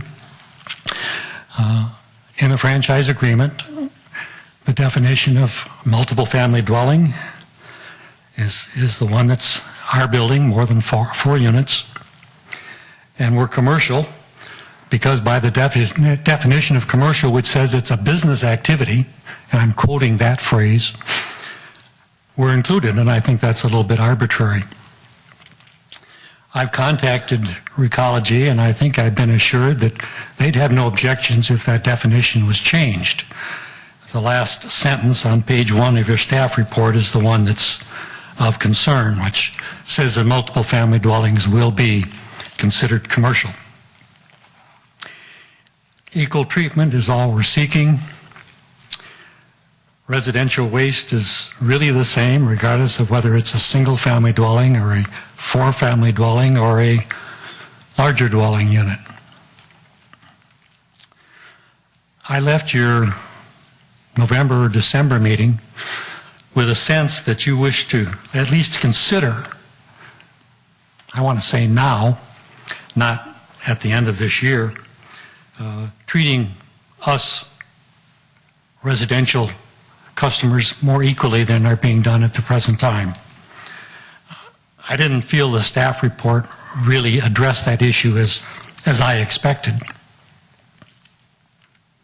A couple of other comments. There was a question, one of you asked, I guess it was Mr. Olbert, what was the cost of servicing a 96-gallon cart? As I remember from staff reports of probably a couple of years ago, the cost was $47 a month for a 96-gallon cart. And I've looked at the note on the screen saying that carts are serviced up to 50 feet from the curb, and that's included in the cost for multiple family dwellings. I think, I haven't had a chance to check this, but I think we are paying extra over and above the cart rate for that service. I'll check that tomorrow and let you know if I find out differently. But I believe there is an additional charge, and it is not included for us. If I've raised any questions, I'll be happy to try to answer them. No. Okay. Thank you for your time. Okay, Mr. Olbert, I'm sorry. No, that's quite all right. Thank you, Mr. Mayor. I apologize. I just, I wasn't sure. That's all right. Go ahead. About the thing. Jay, so actually, two questions. One sparked by the gentleman's comments, and yours in my earlier discussion. Would it be possible to change the definition of, or the labeling, categorization of an account, so that rather than based on the number of units that were on site, it was based on how they put the trash out? So in other words, for example, if you know, I had posed it as a hypothetical, but if they put their carts out and took their carts in, which I'm getting the sense is what you're saying you do anyway. No, we do that. Oh, you do not? Okay. But if they did, then rather than say, oh, well, this is a multifamily unit, therefore it goes on the commercial schedule, we say, well, but it's sort of acting like a single-family house that just happens to be multiple single-family houses on a single address, and charge it that way. Has anybody ever looked at doing something like that? We have not at this point. And off the top of your head, is there any reason why we couldn't do that? It would be essentially a reopening of this franchise agreement and a discussion with Recology about that, how it would work, and what ultimately would be the difference in terms of the cost, the rates that we pay now versus what we would if we changed it slightly. I may have been unclear a little bit. I'm actually talking about the rate setting side. In other words, independent of what Recology charges us. Those two don't necessarily, I mean, we have to collect enough money to actually pay the bill from Recology, but they don't have to map one-to-one. So we can have a rate schedule that's different from, in fact we do. There are some elements of our rate schedule that are different, as I recall. So I'm talking just about on the rate setting side. Well, I guess at this point in time, I would want to be able to take that back and talk it over with Recology and see, you know, what we would be able to do in that regard. Okay. But the city does set the rates, which ultimately, as you just said, we have to meet that revenue requirement to be able to pay Recology. So the city gets to set the rates. And so again, the structure of that, I would like to say we would be able to talk about that and come up with a way that we still would be able to meet our revenue requirement, And if that introduces a little more equity into the equation, then it's probably worth considering, especially as it's been brought up a number of times. Okay. Maybe you and I can talk offline just to sort of flesh this out a little bit more so you save you the time of looking at further stuff. My other quick question is, are we also tonight going to be talking about the issue of how quickly we look to try and resolve the subsidization of the residential accounts by the commercial accounts? That wasn't on the discussion for tonight. That is part of our 2018 solid waste rate discussion, so that is going to be a big component of it. Okay. Then I would like to ask that as staff is developing the schedule for how that discussion takes place, that we try not to do that during the actual rate setting process. Jeff, you and I talked about that this afternoon. This is a complex topic, and if we if we embed it in the rate setting thing, it's going to get lost again. So, okay, fine. Okay. Is there anyone else wishing to speak on this item? Yeah, me. Why not? Why not? So I just had a question, and then I've got a comment for the mayor and the rest of the council. Do we have any idea of when complexes, housing complexes, if you will, multifamily, when they tend to switch from cart pickup to bin pickup? They say, the heck with it. I don't want 15 carts of every color on the property, and so it's much better just to have a bin than to have all these carts. Do we know when that happens? Is there a breaking point? I don't know particularly if there's a breaking point, other than the fact that there would be problems created by the many multiples of carts that have to be placed and then re-put back and all that kind of stuff, just from a room standpoint, that there would be a frustration level that would be expressed, and then a call made to Recology for, hey, can you send somebody out to help us figure this out? And then that would be maybe a tipping point, excuse the pun, for going from carts to bins, which would then be more consolidated and potentially take up less room. Correct. Yeah, they would. It'd be curious to me because, so where I'm going with this, council, is if we knew that, data point, then what we might discuss the next time we look at rates is something on the order of I'm sorry, I forgot your Mr. Behrens. What he was saying is, if it's residential in nature of any way, whether it's multifamily or single family or anything in between, as long as it's residential and cans are being used, then you pay these rates.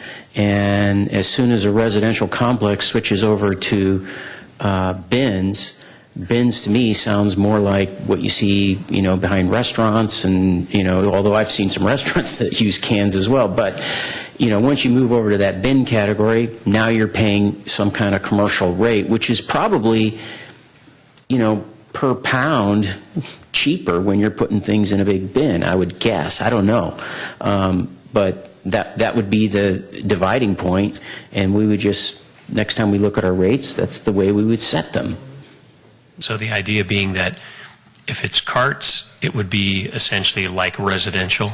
If it's carts and it's serving actually a facility that's residential in nature. So, if it's a cart, there's, like I noticed on Laurel Street, some of the restaurants there have these closets, outdoor closets, if you will, with big black and blue and green bins. Well, actually, you don't even use the green bins, but they have all their bins, like that.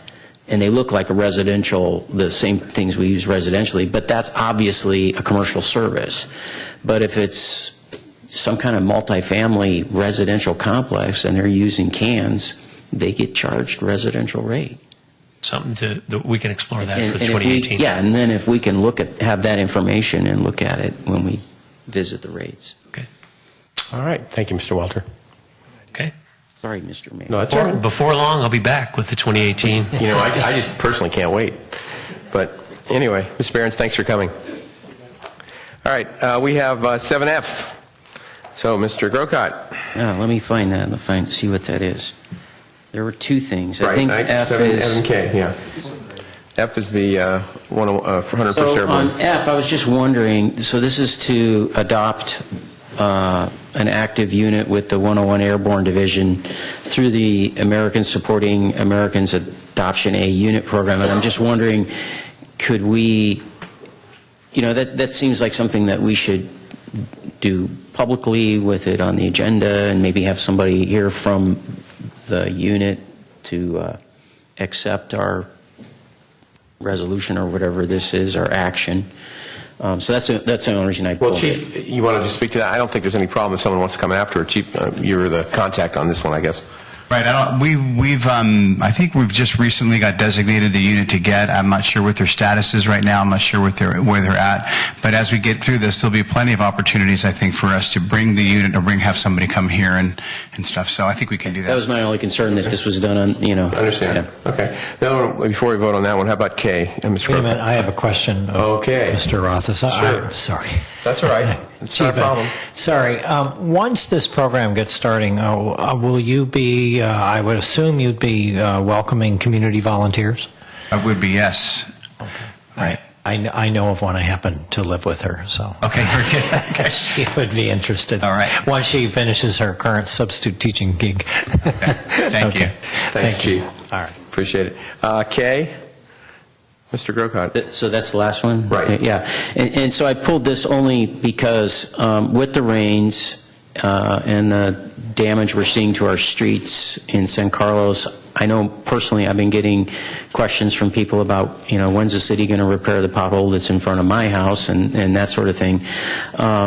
And so I just wanted to pull this so that it does get highlighted. What this is about is supporting Assembly Bill 1 and Senate Bill 1, which urges the state of California to provide funding for transportation infrastructure to the cities, basically. And the way it would impact us is we would receive approximately $1.1 million. And so we hope that happens, of course, because as many people driving around the city have probably noticed, this winter in particular has really hit us hard in the pavement area, and we could use these funds. So I just wanted to pull it so we can highlight that point. Okay. So I'll entertain a motion to approve items F and K. So moved. Second. All right, it's been moved and seconded. Any discussion?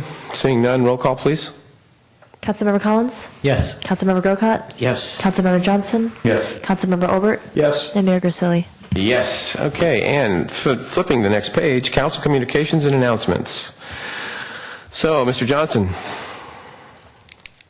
I have nothing tonight. Mr. Grocott. So I did attend a meeting that is for the ALS JPA, and there wasn't a lot on the agenda, but it did include an update on their communications, improving their communications, their equipment, and so forth, which is an ongoing project, and they just gave us an update on the status of that. Just to note to the community, we are very well covered with the communication devices that they use, which allows them to communicate. Like, for instance, when San Bruno happened, the older technology is actually the more stable platform to communicate on, and so a lot of this is analog, but it does allow the different agencies, including federal and state, when they come in with their equipment, everybody can talk to everybody and be on the same wavelength, literally, with their radios. And then because of the member from Belmont who sits on that had requested in some previous meeting that the JPA adopt a reserve policy. That was done, and a reserve amount was set. Although that particular JPA is mostly it's made up of John Oldle and some of his staff, so it's not really an agency that needs a big reserve because they don't have any surprises. They just have 3 or 4 staff members, and that's about it. So I went to that meeting, and by the way, I was telling Jeff, it was at that meeting that I sat next to somebody who was really, really sick, and then I found myself feeling really, really sick very shortly. Luckily, I was able to get over it pretty quick, but that's why I didn't make the council retreat. Okay, thank you. Mr. Olbert? Nothing tonight, Mr. Mayor? Mr. Collins. Just one comment. I had the pleasure of working at the farmers market a week ago last Sunday. Because there hadn't been one in a few weeks, there were lots of people with lots of questions, and it was a lot of fun. So that's it. Okay. I was scheduled for Sunday, but we had some technical difficulties, so unable to.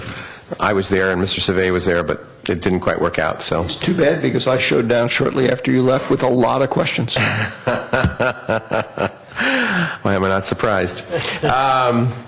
Okay, I'm not going to cut you off this time, Mr. Malpe, like I did last time. Staff comments on city administrative business. Thank you, Mr. Mayor. This is less a comment and just more a public thank you.